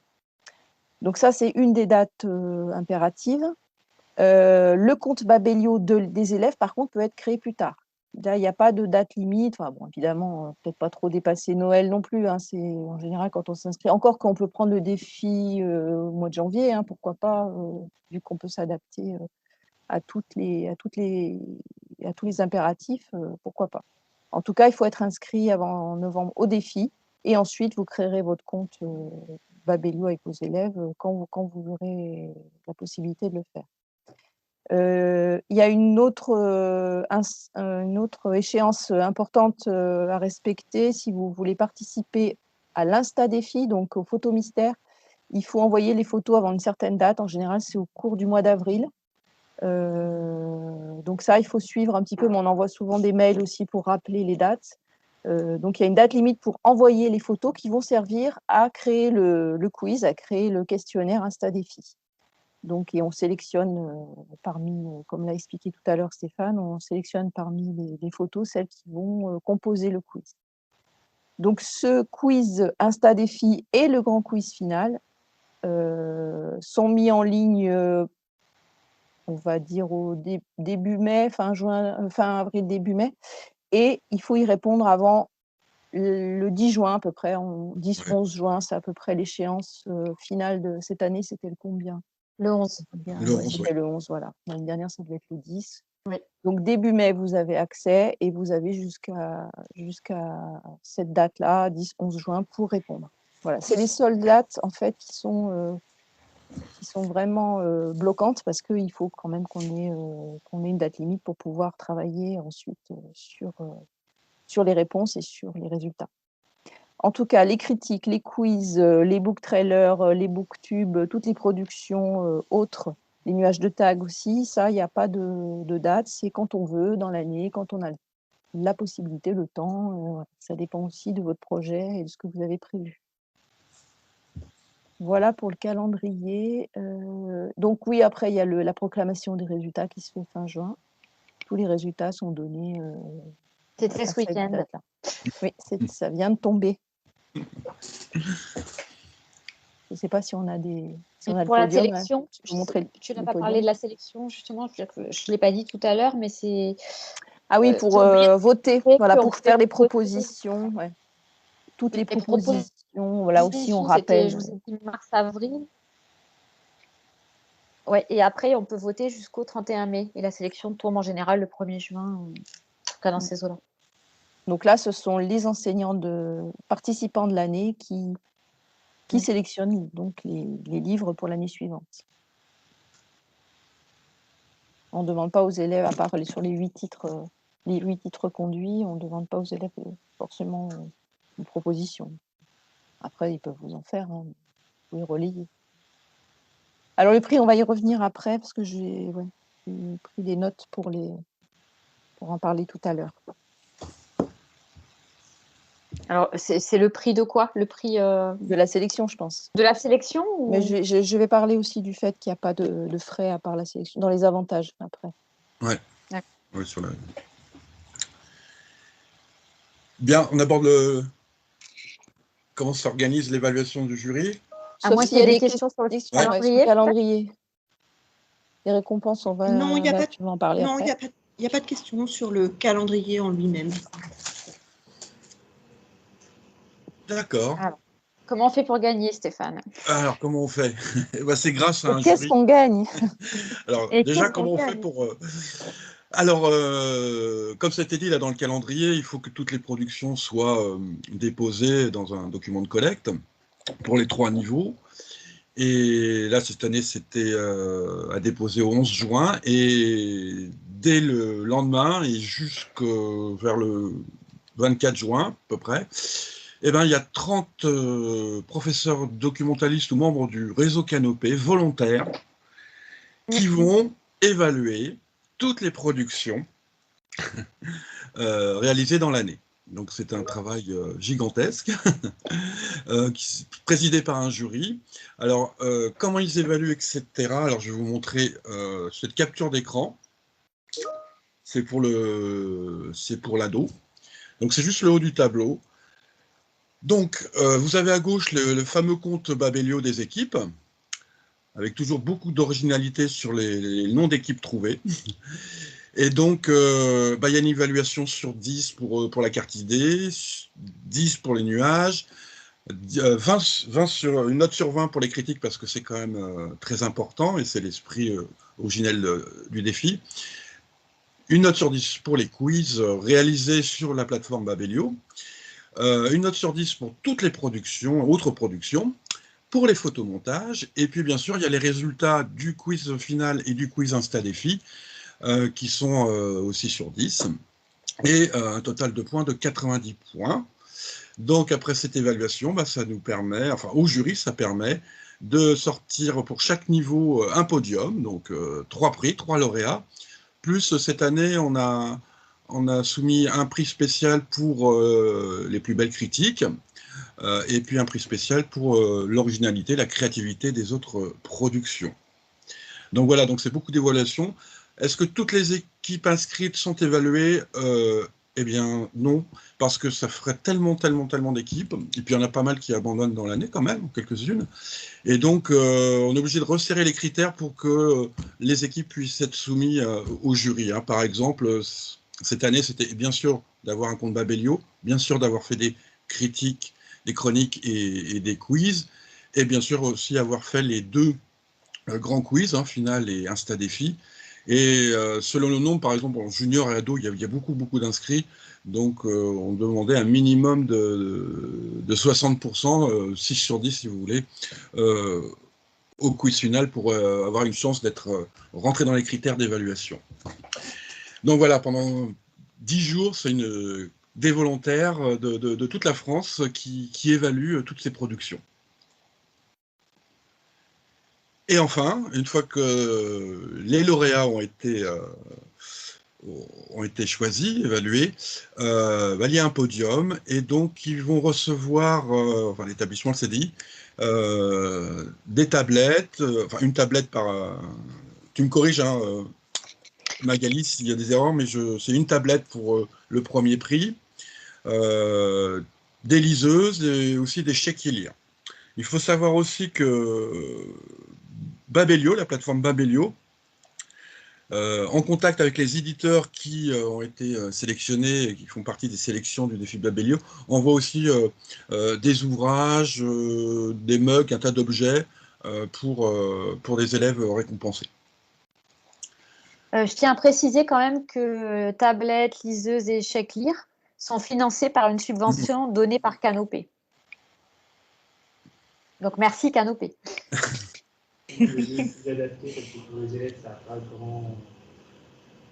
Alors je vais montrer ce qui vient d'être publié, donc les lauréats sur un Geniali. Et donc pour le junior, mais ça de toute façon vous pourrez l'avoir, hein, le lien de ce Geniali qui renvoie à différentes productions, vous l'aurez. Donc les ch'tis lecteurs par exemple ont remporté le premier prix cette année, et d'un clic on peut aller voir leur espace de production. Là vous voyez par exemple le collège Watteau qui a remporté pour le junior, a mis l'ensemble de ses productions sur un blog, un site internet, et on peut découvrir ainsi toutes leurs productions, les cartes d'identité, les critiques, les quiz, les nuages, tout, et puis les autres productions.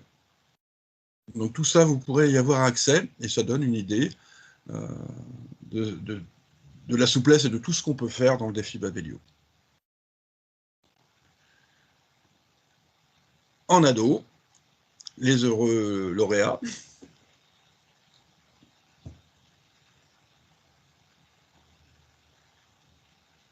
Et en ado plus.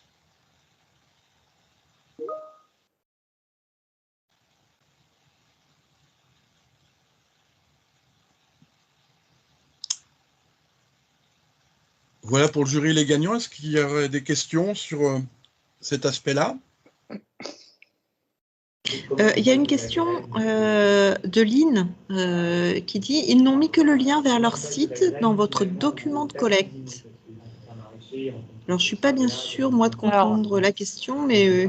Souvent, oui, effectivement, il n'y a parfois qu'un seul lien à mettre, mais ce qu'on fait, c'est que... Enfin, là, il n'y a peut-être qu'une page, hein, Stéphane, je ne sais pas, je n'ai pas regardé cette production. Oui, non.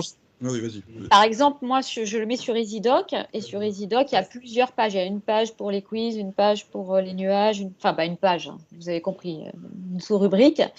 Donc, du coup, moi, je mets à chaque fois le lien. Ça facilite quand même le travail du jury s'il y a un lien plus précis pour chaque production.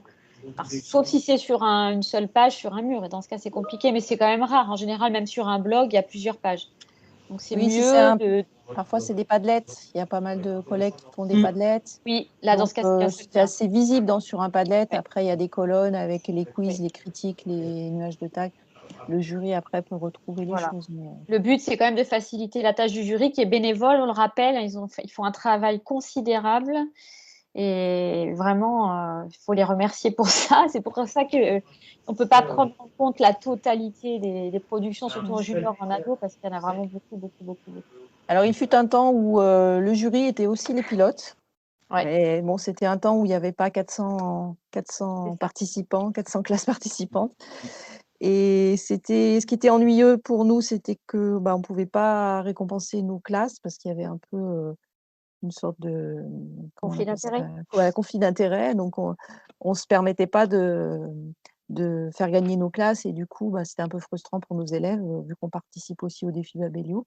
Donc maintenant, on a un jury indépendant composé de personnes qui ne participent pas au défi Babelio, ce qui simplifie la tâche et qui nous enlève une grosse partie du travail.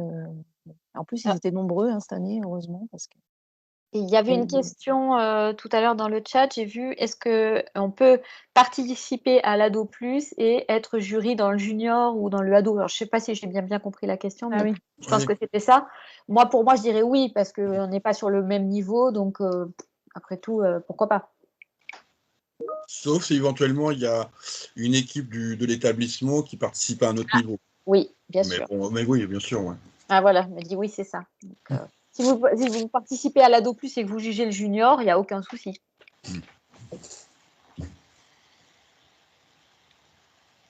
Alors, je ne sais pas s'il y a d'autres questions de nos participants.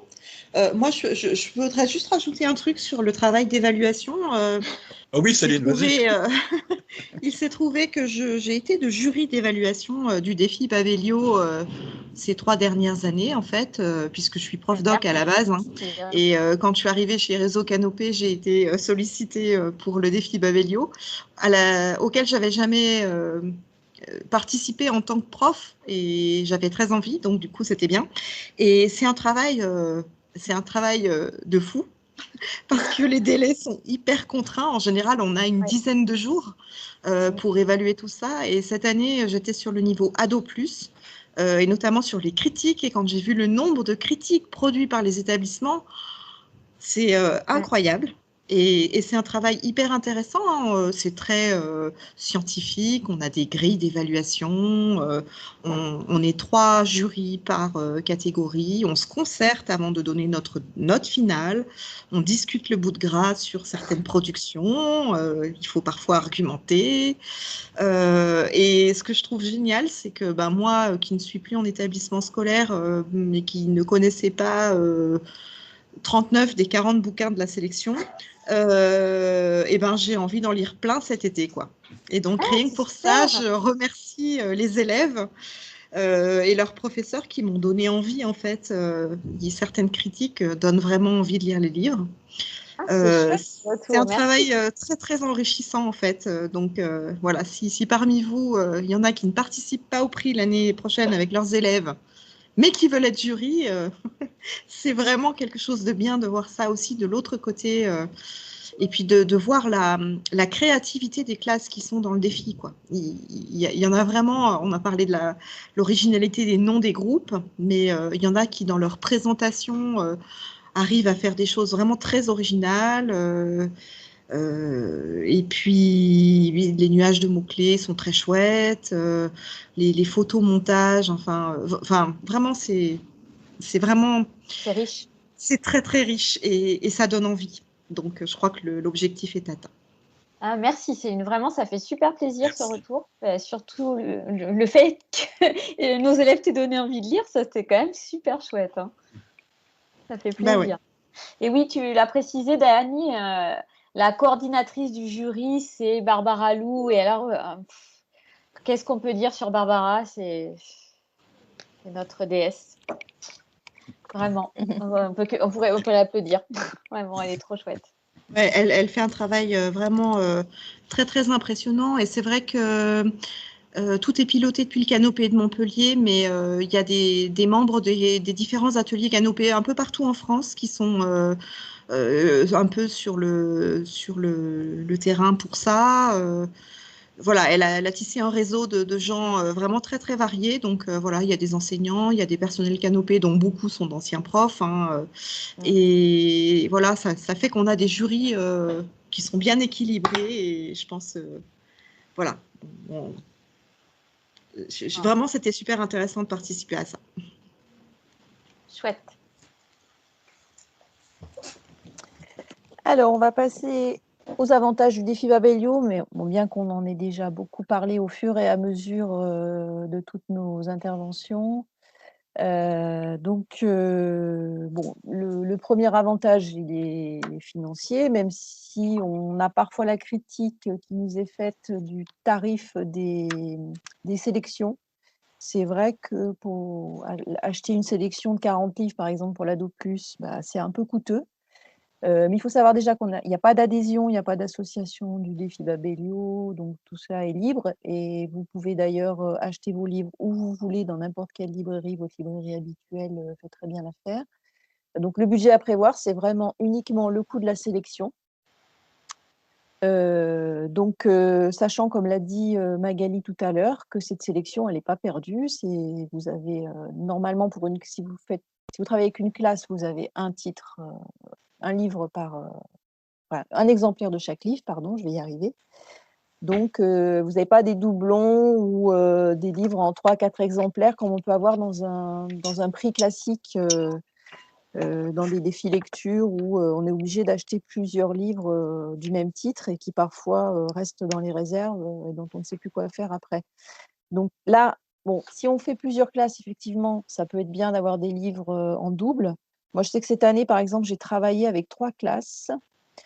Donc une classe de seconde où il y avait 36 élèves, une classe de seconde pro où ils étaient 18 et une petite classe passerelle de 24. Donc ça faisait du monde et là j'étais obligée de prendre tout en double. J'ai pas pris en triple. J'ai pris 2 sélections et j'ai ajouté quelques livres, notamment les mangas, ceux qui ont parfois le plus de succès, hein, les mangas, les livres faciles à lire. Là, ceux-là, je les ai pris en 3 exemplaires. Mais il n'y a pas d'obligation. On peut très bien tourner avec une sélection et 2 classes. Ou par exemple, une classe plus un club, ça fonctionne avec une sélection aussi. Moi, je l'ai déjà expérimenté et on y arrive. Voilà, ça tourne les livres. Au début, c'est un petit peu tendu parce que tout le monde veut prendre les livres les premiers temps. Et les mêmes. Voilà, et ils veulent tous les mêmes, voilà. Mais petit à petit, ça se régule et on arrive à faire tourner ça. Donc, le coût d'une sélection, par exemple, pour le niveau ado, le niveau intermédiaire, 5e, 4e, où il y a 35 livres, cette année, j'ai regardé, la sélection coûte 460 €. Donc, c'est un budget, hein, je sais, pour un collège, ça peut paraître beaucoup, mais il faut le prendre comme une commande classique de fiction que vous auriez faite.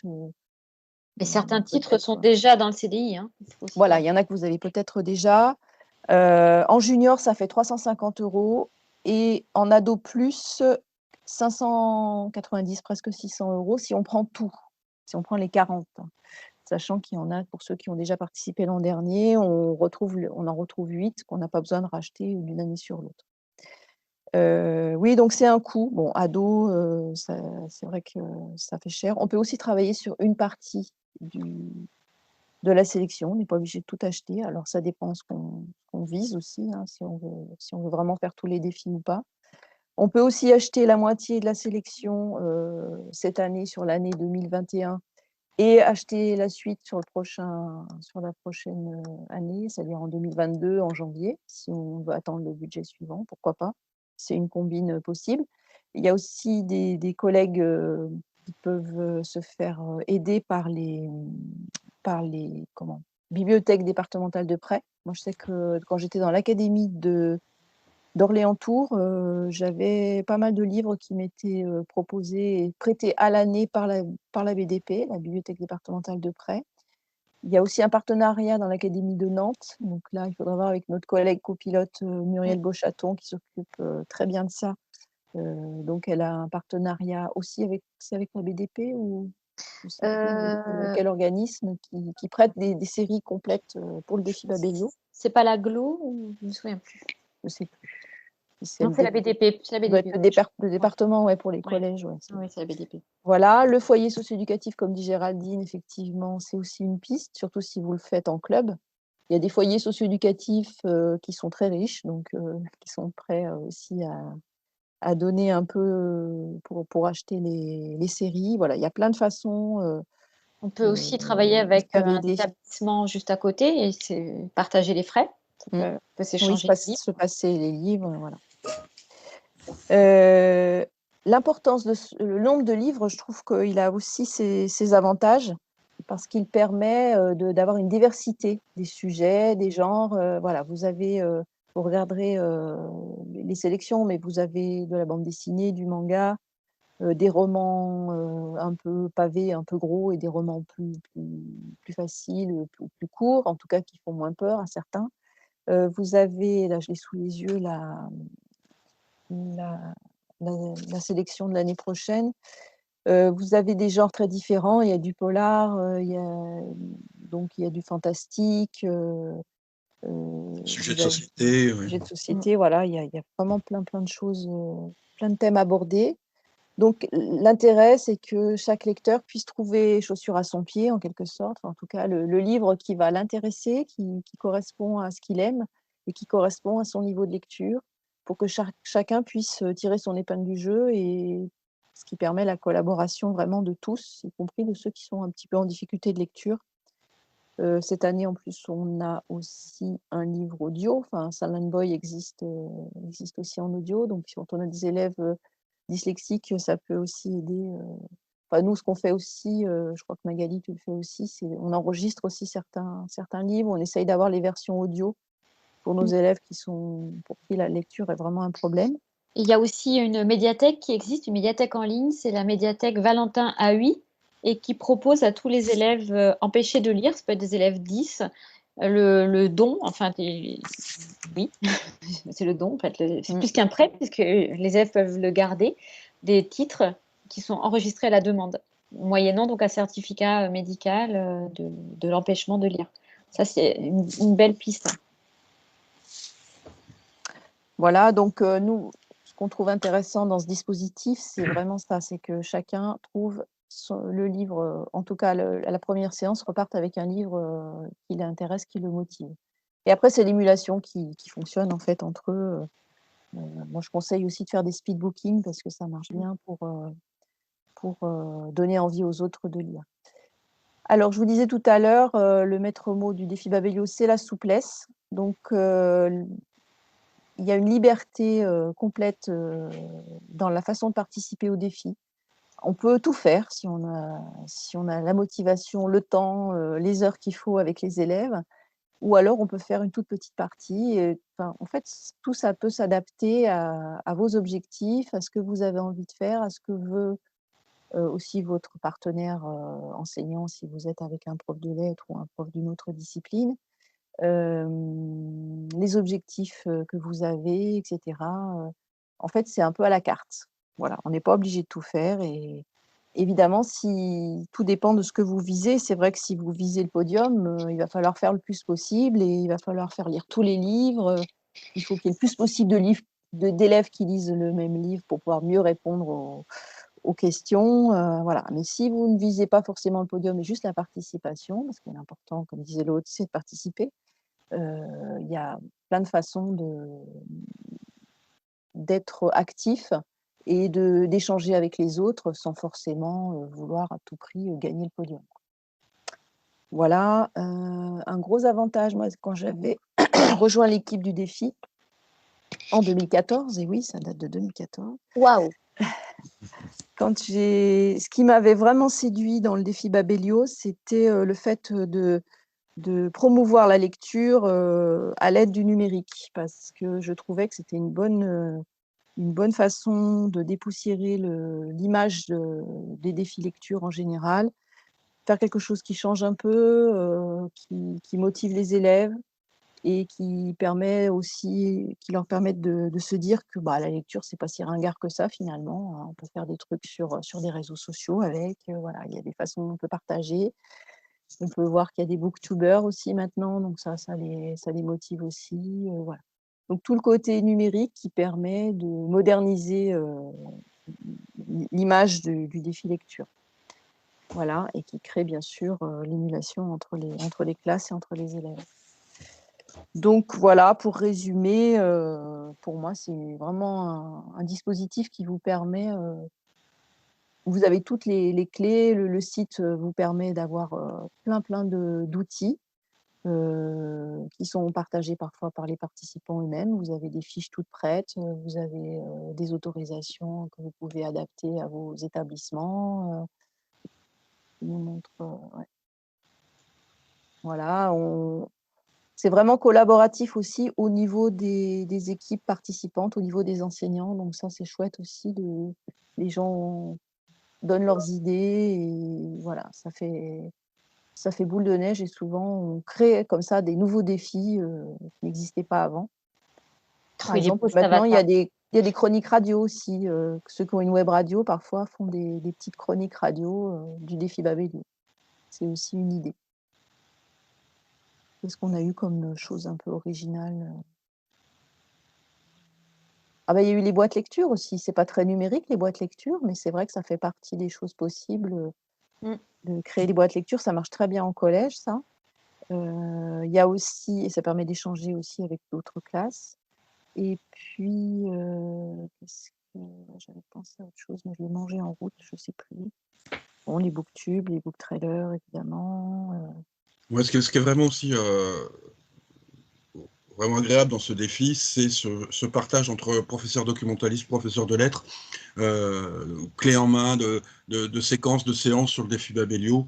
On mutualise énormément, donc voilà, ça permet s'il y a un manque de temps, de ne pas hésiter à demander à un autre collègue de l'autre côté de la France ou même de la planète, puisque cette année, par exemple, on avait des collègues au Mozambique, par exemple.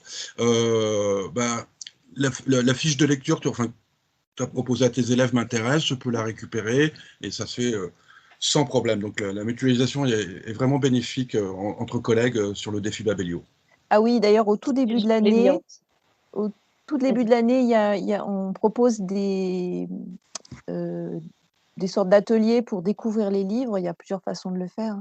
Et ce qui revient souvent, parce qu'on fait depuis plusieurs années, c'est des énigmes pour découvrir les livres. Donc là, on partage nos énigmes aussi. Chacun, en lisant les livres pendant l'été ou s'ils ont lu les livres avant, imagine des énigmes qui vont nous permettre de faire découvrir les livres, la sélection au début de l'année. Et puis moi, l'année dernière, par exemple, j'avais fait un travail sur les couvertures. Donc je m'étais amusée à enlever tous les titres, les auteurs, pour laisser que l'image de couverture et faire imaginer des choses aux élèves à partir. Donc ça, j'avais partagé aussi. Voilà, ça évite de refaire le travail si on a envie de faire une activité de ce type. C'est exactement ce que j'allais dire. D'ailleurs, c'était le sujet de mon mémoire de CAFA. La collaboration au sein de la classe, mais surtout au sein de la communauté des profs doc pour le défi. Parce que c'est vraiment, à mon avis, le point fort. Alors, c'est pour ça qu'on compter sur la longueur, hein, Dani, depuis 2014, moi depuis 2012. Si on est toujours là, alors que c'est totalement bénévole et qu'on y passe quand même beaucoup de temps, c'est parce que voilà, on a une équipe, vous l'avez compris, on est très loin les uns des autres, mais on est très près dans le cœur et on a une équipe soudée. Et il y a une vraie convivialité, une vraie solidarité, et beaucoup de collaboration, beaucoup d'échanges. Et c'est à tout niveau, que ce soit au niveau des pilotes, au niveau des participants, au niveau des élèves. Et ça, c'est, je pense, le point fort et l'avantage principal du défi, je dirais. Bonne conclusion de ce chapitre. Voilà. Est-ce qu'il y a des questions sur non? Il y avait une question de Marie qui demandait est-ce que dans les sélections, il y a des documentaires? Non, rarement. Alors cette année, il y avait quelque chose qui ressemblait un peu à un documentaire. C'était une bande dessinée sur les femmes découvreuses. Ouais, les découvreuses, ça s'appelait. Donc Femmes sur les femmes scientifiques, voilà. Donc c'était sous forme de bande dessinée et c'était plutôt documentaire, mais c'est plutôt exceptionnel. On demande plutôt des fictions. Cette année, je crois qu'il n'y en a pas. Moi, j'appelle ça du docu-fiction. C'est quand même, il y a des parties BD un peu romancées, enfin des parties un peu romancées, du texte, de la BD, il y a un peu de tout. Mais bon, c'est plutôt de la fiction quand même, hein. Alors moi, j'ai pas noté d'autres questions. Il y a eu Tout à l'heure, tu as parlé de l'association Valentin, oui, donc j'ai mis le lien vers le site. Et une collègue disait qu'ils acceptaient juste une attestation du principal à la place d'une attestation médicale. D'accord, c'est nouveau alors. Donc c'est bon à savoir hein, pour Oui. tout. Donc au départ, c'était plutôt pour les élèves malvoyants, non-voyants. Oui. Et maintenant, c'est marqué sur le site handicap moteur, intellectuel, troubles cognitifs et notamment les troubles 10. Donc effectivement, on a tous des élèves 10 dans nos établissements. Voilà, donc on peut s'adresser à cette association. Oui, ils sont super sympas en plus, vraiment. Hein. C'est très chouette. Ils ont déjà un gros catalogue et en plus, ils peuvent faire à la demande des titres. Moi, je l'avais fait pour un élève l'an dernier. Et voilà, il suffit d'envoyer le titre et puis ils ont des robots qui font ça pour que ce soit rapide. Et sinon, ils ont des vrais lecteurs qui lisent hein, des titres. Et même le robot, franchement, au niveau de la qualité comment dire, de diction, c'est très très bon. Vraiment. Il y a une dernière question qui est autour de l'implication en termes de temps par semaine, par jour. Pour les élèves Oui, enfin pour les élèves ou pour les profs, j'imagine. Mais oui, aussi, oui. En fait, comme je disais, tout dépend de ce que vous voulez faire. Hein. C'est Oui. vraiment vous qui décidez vos objectifs. Donc, à partir de là, à partir de vos objectifs, vous allez déterminer aussi le temps que vous voulez y passer. Voilà. Moi, par exemple, c'est qu'un exemple. Hein. Cette année, j'avais 3 classes. Donc, il y a une classe, on a abandonné assez vite parce que c'était compliqué la lecture. Mais il y en a une autre, on a fait une séance tous les 15 jours avec la classe entière. La prof venait avec sa classe de seconde pro. Je les voyais tous les 15 jours, sauf quand ils étaient en stage, mais globalement, c'était un rythme comme ça tous les 15 jours. C'était quand même assez confortable quoi, pour arriver à faire quasiment tous les, les défis, même si, bon, alors, c'est une classe de seconde pro, on n'a pas fait énormément de critiques, voilà, on n'est pas sur le podium, mais c'est pas étonnant. Mais ils se sont donnés à fond. C'est bien classé. Et hein, en seconde, c'était différent parce qu'ils sont 36 et on était en demi-jauge à cause du Covid, donc c'est compliqué d'évaluer. Mais voilà, je dirais que si on veut vraiment s'investir à fond, une séance tous les 15 jours, c'est pas mal.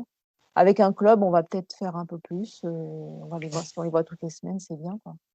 Enfin, une foyer par club, 1 heure par Moi, semaine. c'est toutes les Et semaines. le rythme, Ouais, hein. toutes les semaines. Mais même la classe, moi, je les voyais toutes les semaines aussi. Mais c'était un groupe une semaine, l'autre groupe Voilà, une semaine. donc du coup, ça fait Ça fait une peu tous les le 15 même jours. rythme. Ouais, c'est ça. Enfin, parce qu'on était en demi-jauge, puisque sinon, j'avais les 2 groupes toutes les semaines. Alors, pour répondre à la deuxième réflexion de la collègue, le temps de lire, au début de l'année, on leur laisse quand même du temps pour lire. Même si Oui. on a des séances régulières, on va plutôt se consacrer à la création du profil. On va parler peut-être des données personnelles. On va peut-être en profiter voilà, pour faire un petit peu de EMI par la même occasion. Et on commencera les critiques un peu plus tard.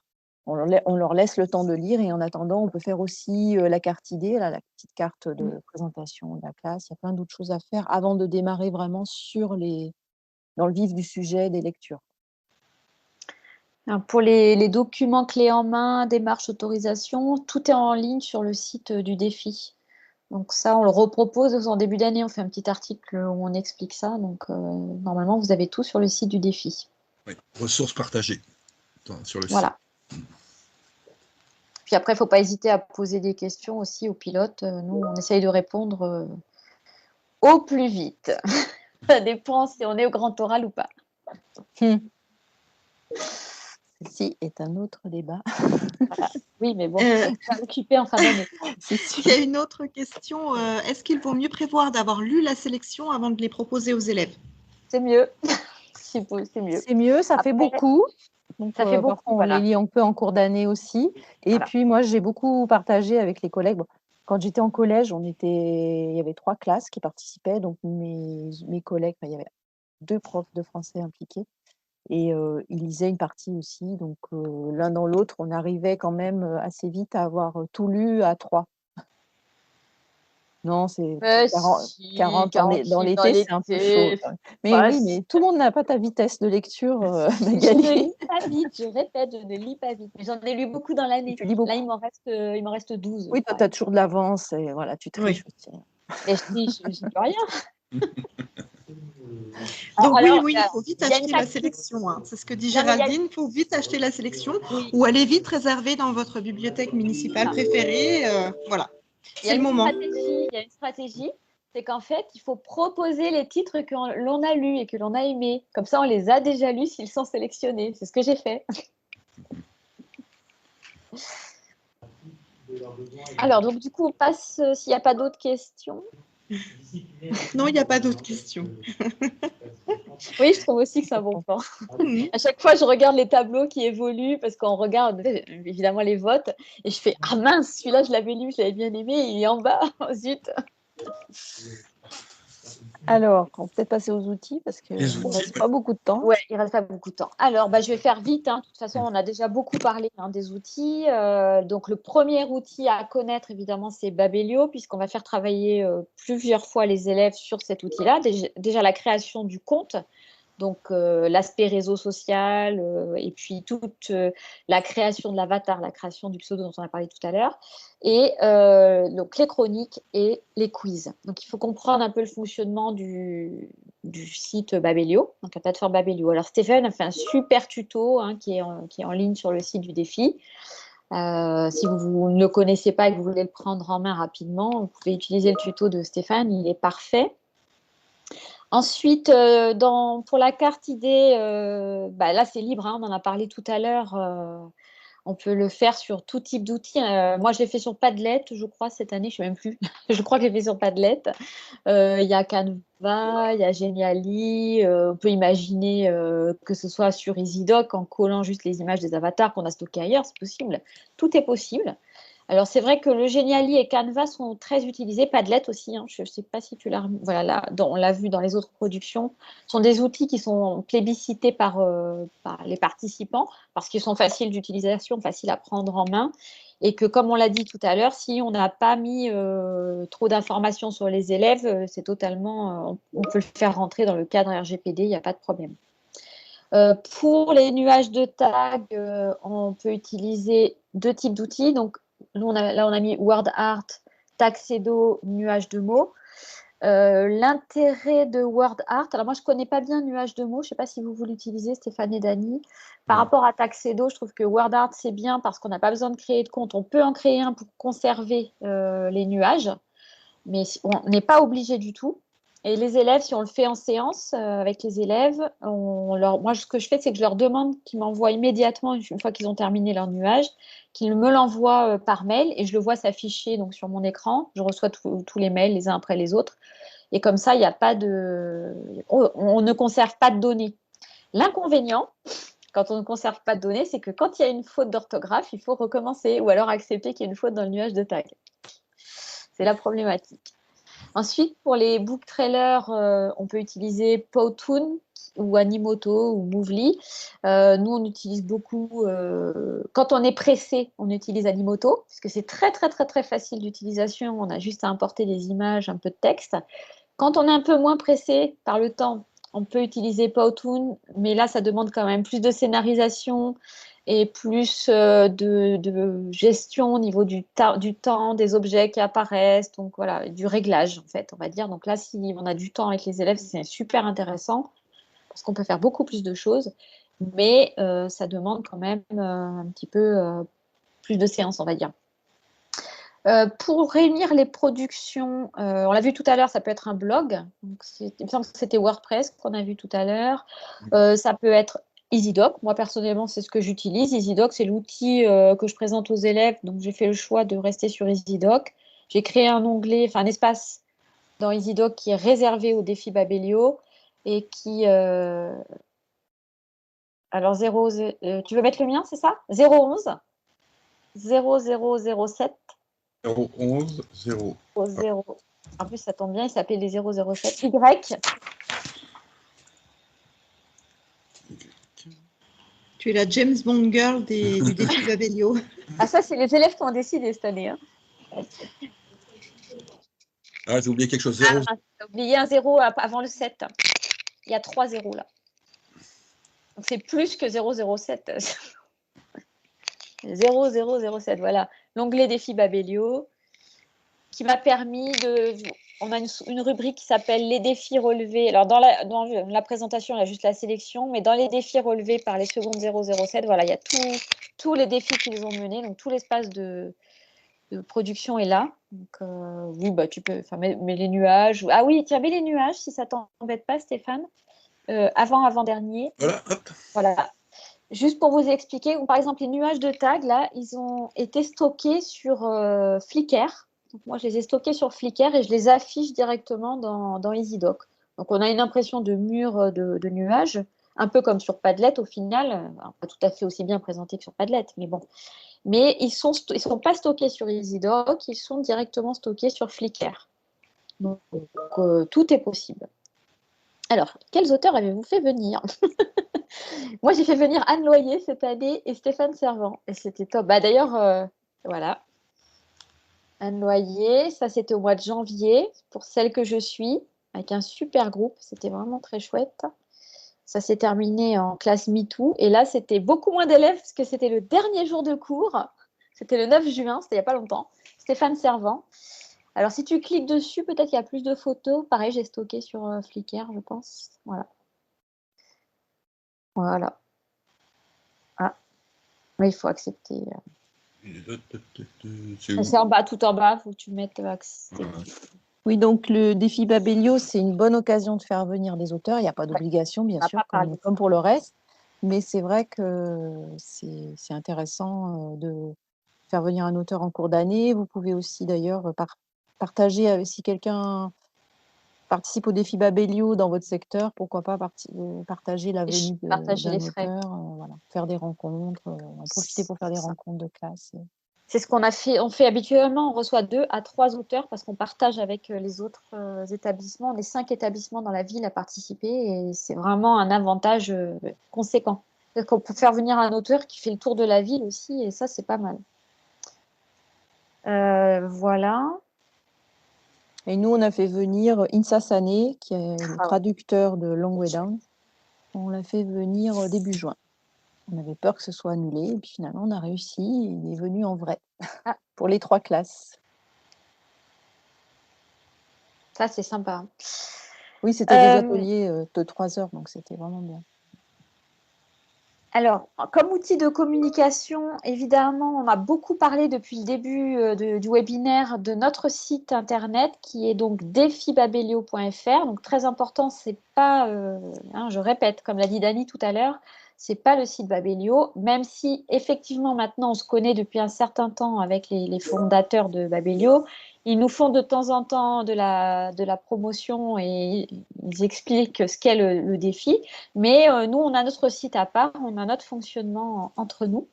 Donc voilà le site. Oh, bah, je ne l'avais pas vu encore celui-là. Là. Qui a fait ça? Trop bien. Voilà, donc là, vous avez vraiment toutes les informations qui sont recensées ici avec voilà, les différents onglets qu'est en train de montrer Stéphane, ce que c'est que le défi, les participants. Alors ça, on n'en a pas parlé, mais en début d'année, on publie une carte des participants, ce qui permet à chacun de voir si autour de vous, vous avez d'autres participants qui sont tout près, avec qui vous pourriez échanger plus spécifiquement.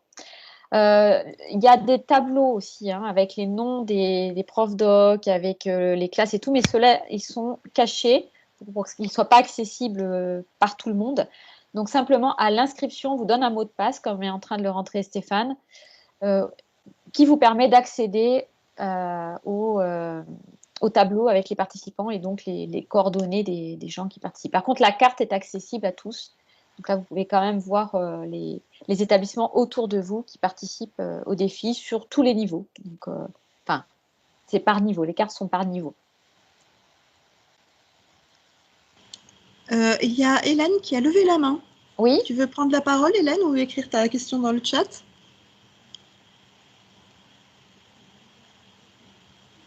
Alors, le temps qu'elle écrive la question. Ou qu'elle- Ouais, on n'a plus beaucoup de temps, là, on est à la fin du... Je précise simplement que le défi Babelio, ah c'est une erreur, le défi Babelio a aussi un compte Twitter, donc vous pouvez nous interpeller sur Twitter, donc c'est tout simple, c'est @défi Babelio.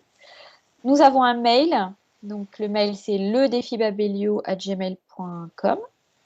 Et puis chacun d'entre nous, on va le voir dans la diapo d'après, on a aussi des comptes Twitter, donc si vous Oui. souhaitez nous contacter, vous pouvez le faire. Le mail Le Défi Babelio, c'est plus pour les questions générales qui concernent l'ensemble des niveaux. Et après, pour ce qui concerne un niveau en particulier, il vaut mieux contacter Un des pilotes les pilotes. du niveau. Donc, bah, vous voyez, c'est classé par niveau, comme vient de le dire Dany. Donc, sur le défi junior, nous avons Béatrice Di Maggio et Sandra Godilière qui travaillent sur le junior, donc plus spécifiquement sur le junior. Pour le défi ado, c'est Muriel Beauchaton et Caroline Soubic. Et pour le ado plus, c'est Stéphane et moi. Avec Dany toujours en renfort, là, elle est toujours présente. Et puis, elle nous fait de jolis teasers pour lancer les défis. Alors là, merci, c'était trop chouette. Et puis, cette année, donc, Marion, elle participe aussi depuis très longtemps. Marion Utesa participe depuis très longtemps au défi. Elle était dans les pilotes. Elle avait pris un peu de recul l'an dernier. Elle était plus sur des missions particulières. Et là, elle a proposé donc, de travailler notamment sur le défi Ulysse SECPA. Je n'oublie personne. C'est bon. Alors, c'est bon, tu as tout dit. Il y a eu justement à propos de la sélection Ulysse SECPA, alors cette fameuse sélection Ulysse SECPA, on a bien compris qu'elle était en cours d'élaboration. Ça va pas tarder là, vraiment. Ok. Ça sera avant le départ en vacances. Enfin, j'espère que c'est la semaine prochaine. Le départ Oui, en oui, ce qu'on peut dire dessus, là, c'est que ce sera une sélection de 10 titres maximum. On ne demandera pas évidemment aux équipes de faire tous les défis, on va peut-être réduire. En tout cas, cette première année, on va un peu sonder, on va un peu tester, mais en tout cas, ce sera une sélection de 10 titres qui est presque prête. Il manque encore 3 titres. Avec des titres en commun avec la sélection junior, oui, pour l'instant, oui. junior. Il y a quelques titres, ouais, tout à fait. Mais ce sera 10 titres, une sélection de 10 titres, hein, de toute façon. Je me permets de rebondir sur la question d'Estelle là, que je vois dans le chat là tout de suite. Mais alors pourquoi ces livres sont à nouveau dans la sélection cette année? C'est ce qu'on a dit tout à l'heure. Donc il y a 8 titres qui restent dans la sélection d'une année à l'autre. C'est le fruit du vote des élèves. Dans chaque sélection, 8 titres restent. Et il ne reste pas plus de 2 ans. Plus de 2 ans, voilà. C'est qu'on ne les remet pas en jeu l'année suivante. Alors, Féline, par exemple, était déjà dans la sélection Ado Plus là, cette année, en 2020-2021. Les élèves ont voté pour ce titre, donc il va rester dans la sélection 2021-2022. Et en plus, il a été choisi dans les propositions pour le défi Ado, alors qu'il n'était pas dans le défi Ado l'an dernier. Donc, possiblement, il peut encore y être l'année suivante, mais en Ado. Je ne sais pas si j'ai bien répondu à la question. C'est 2 ans de suite dans la même sélection d'un niveau. Max. Je ne vois pas d'autres questions dans le chat, a priori. Je ne sais pas s'il y a encore... je crois qu'on a couvert quand même pas mal de choses. Et puis surtout, il est l'heure, oui. Il fallait bien 2 heures, oui. On se demandait si on allait tenir les délais ou pas. Merci. Eh ben, il y a quelques collègues qui sont partis un peu avant, donc et qui vous remercient beaucoup pour l'énorme travail que vous faites, l'équipe de pilotage de Défi Babelio. Merci. Moi, je vous remercie aussi d'avoir participé à ce webinaire. Du coup, c'était une bonne idée qu'on l'ait fait ensemble parce qu'il y avait vraiment de la demande. Je pense qu'il y a de nombreux collègues qui vont sûrement visionner ce webinaire en replay. Je ne sais pas si on en fera un autre à la rentrée, ça, ce sera à discuter, mais en tout cas, voilà, les merci pleuvent. Merci à tout le monde d'avoir écouté. J'espère que ça aura donné des idées, des envies à des tas de collègues de se lancer l'année prochaine. Merci beaucoup à toi, Céline, aussi, et à toute l'équipe du jury, parce que toi, d'avoir organisé ce petit webinaire, et puis le jury pour tout le travail qui a été abattu. Écoute, je crois qu'on va continuer à travailler ensemble. Canopée et le défi Babelio continuent à travailler main dans la main. Et on va essayer de continuer là-dessus. Merci beaucoup. Et on n'oublie pas nous contacter, ouais. Hein. Voilà, alors vous avez le site où il y a beaucoup de choses. On n'oublie pas nos collègues copilotes qui n'ont pas pu être là aujourd'hui, on ne pouvait pas être tous là, mais ils sont toutes affairées et Ouais. qui font beaucoup de choses. Vous voyez qu'il y a du travail et je crois qu'il y en a qui s'en sont rendus compte dans l'énumération de ce qui est proposé. Oui, C'est oui, une tout à fait. passion aussi, on n'est que des pilotes passionnés, je crois que c'est pour ça que ça fonctionne. Bon, alors après, il y a des ratés, c'est vrai Oui. qu'on a eu quelques petits, voilà, des délais parfois un petit peu dépassés. Voilà, on avait promis quelque chose à une date et on l'a fait le lendemain. Bon, en général, on Nous sommes des on humains. dépasse pas beaucoup, mais Alors, ou des bugs sur les formulaires, des choses. Mais bon. oui, ça arrive. On peut préciser que ceux qui veulent nous rencontrer, quand le salon de Montreuil existe et qu'il n'est pas annulé pour cause de Covid, nous sommes sur le salon de Montreuil. On essaye de sillonner un peu les allées. On essaye, nous, de nous retrouver, puisque vous l'avez compris qu'on est assez éloignés géographiquement. Donc déjà, nous trois, entre Bourg-en-Bresse, Château-Thierry et Carcassonne, c'est pas la porte à côté. Et puis, bon, il y a Nantes, on a la Seine-sur-Mer. Enfin, c'est quand même assez éloigné. Besançon, voilà. La Saône-et-Loire, Besançon, ouais. la Saône-et-Loire, l'Aube. Donc, c'est quand même. On quadrille Voilà. le terrain, on quadrille l'hexagone. Donc, si certains vont au Salon de Montreuil, faites-nous signe, parce que nous, on essaye de s'y retrouver et on pourra peut-être vous y rencontrer. Bon, Voilà. écoutez, merci beaucoup. Céline. Merci à tous d'avoir participé et puis d'avoir alimenté le webinaire avec vos questions. On a Géraldine qui nous dit « Je vais préparer ma commande dans l'heure qui suit ». Donc, moi, je pense que l'objectif est atteint. Alors, Je les bons vérifierai, commandes sont en Géraldine. ligne sur le site du défi. Ils sont déjà prêts. Il y a besoin. Oui, il y a les bons de commande tout prêts. Ah ben, c'est génial. Eh ben, je vous souhaite à tous une bonne fin d'après-midi. Bon courage pour les opérations de fin d'année dans vos établissements, les secrétariats de brevets, les grands oraux, les DNB, etc., etc. Et puis, passez de bonnes vacances, lisez bien les sélections, et comme ça, vous serez à pied d'œuvre dès la rentrée prochaine. Merci. Merci. Merci, au revoir à tous. Au revoir.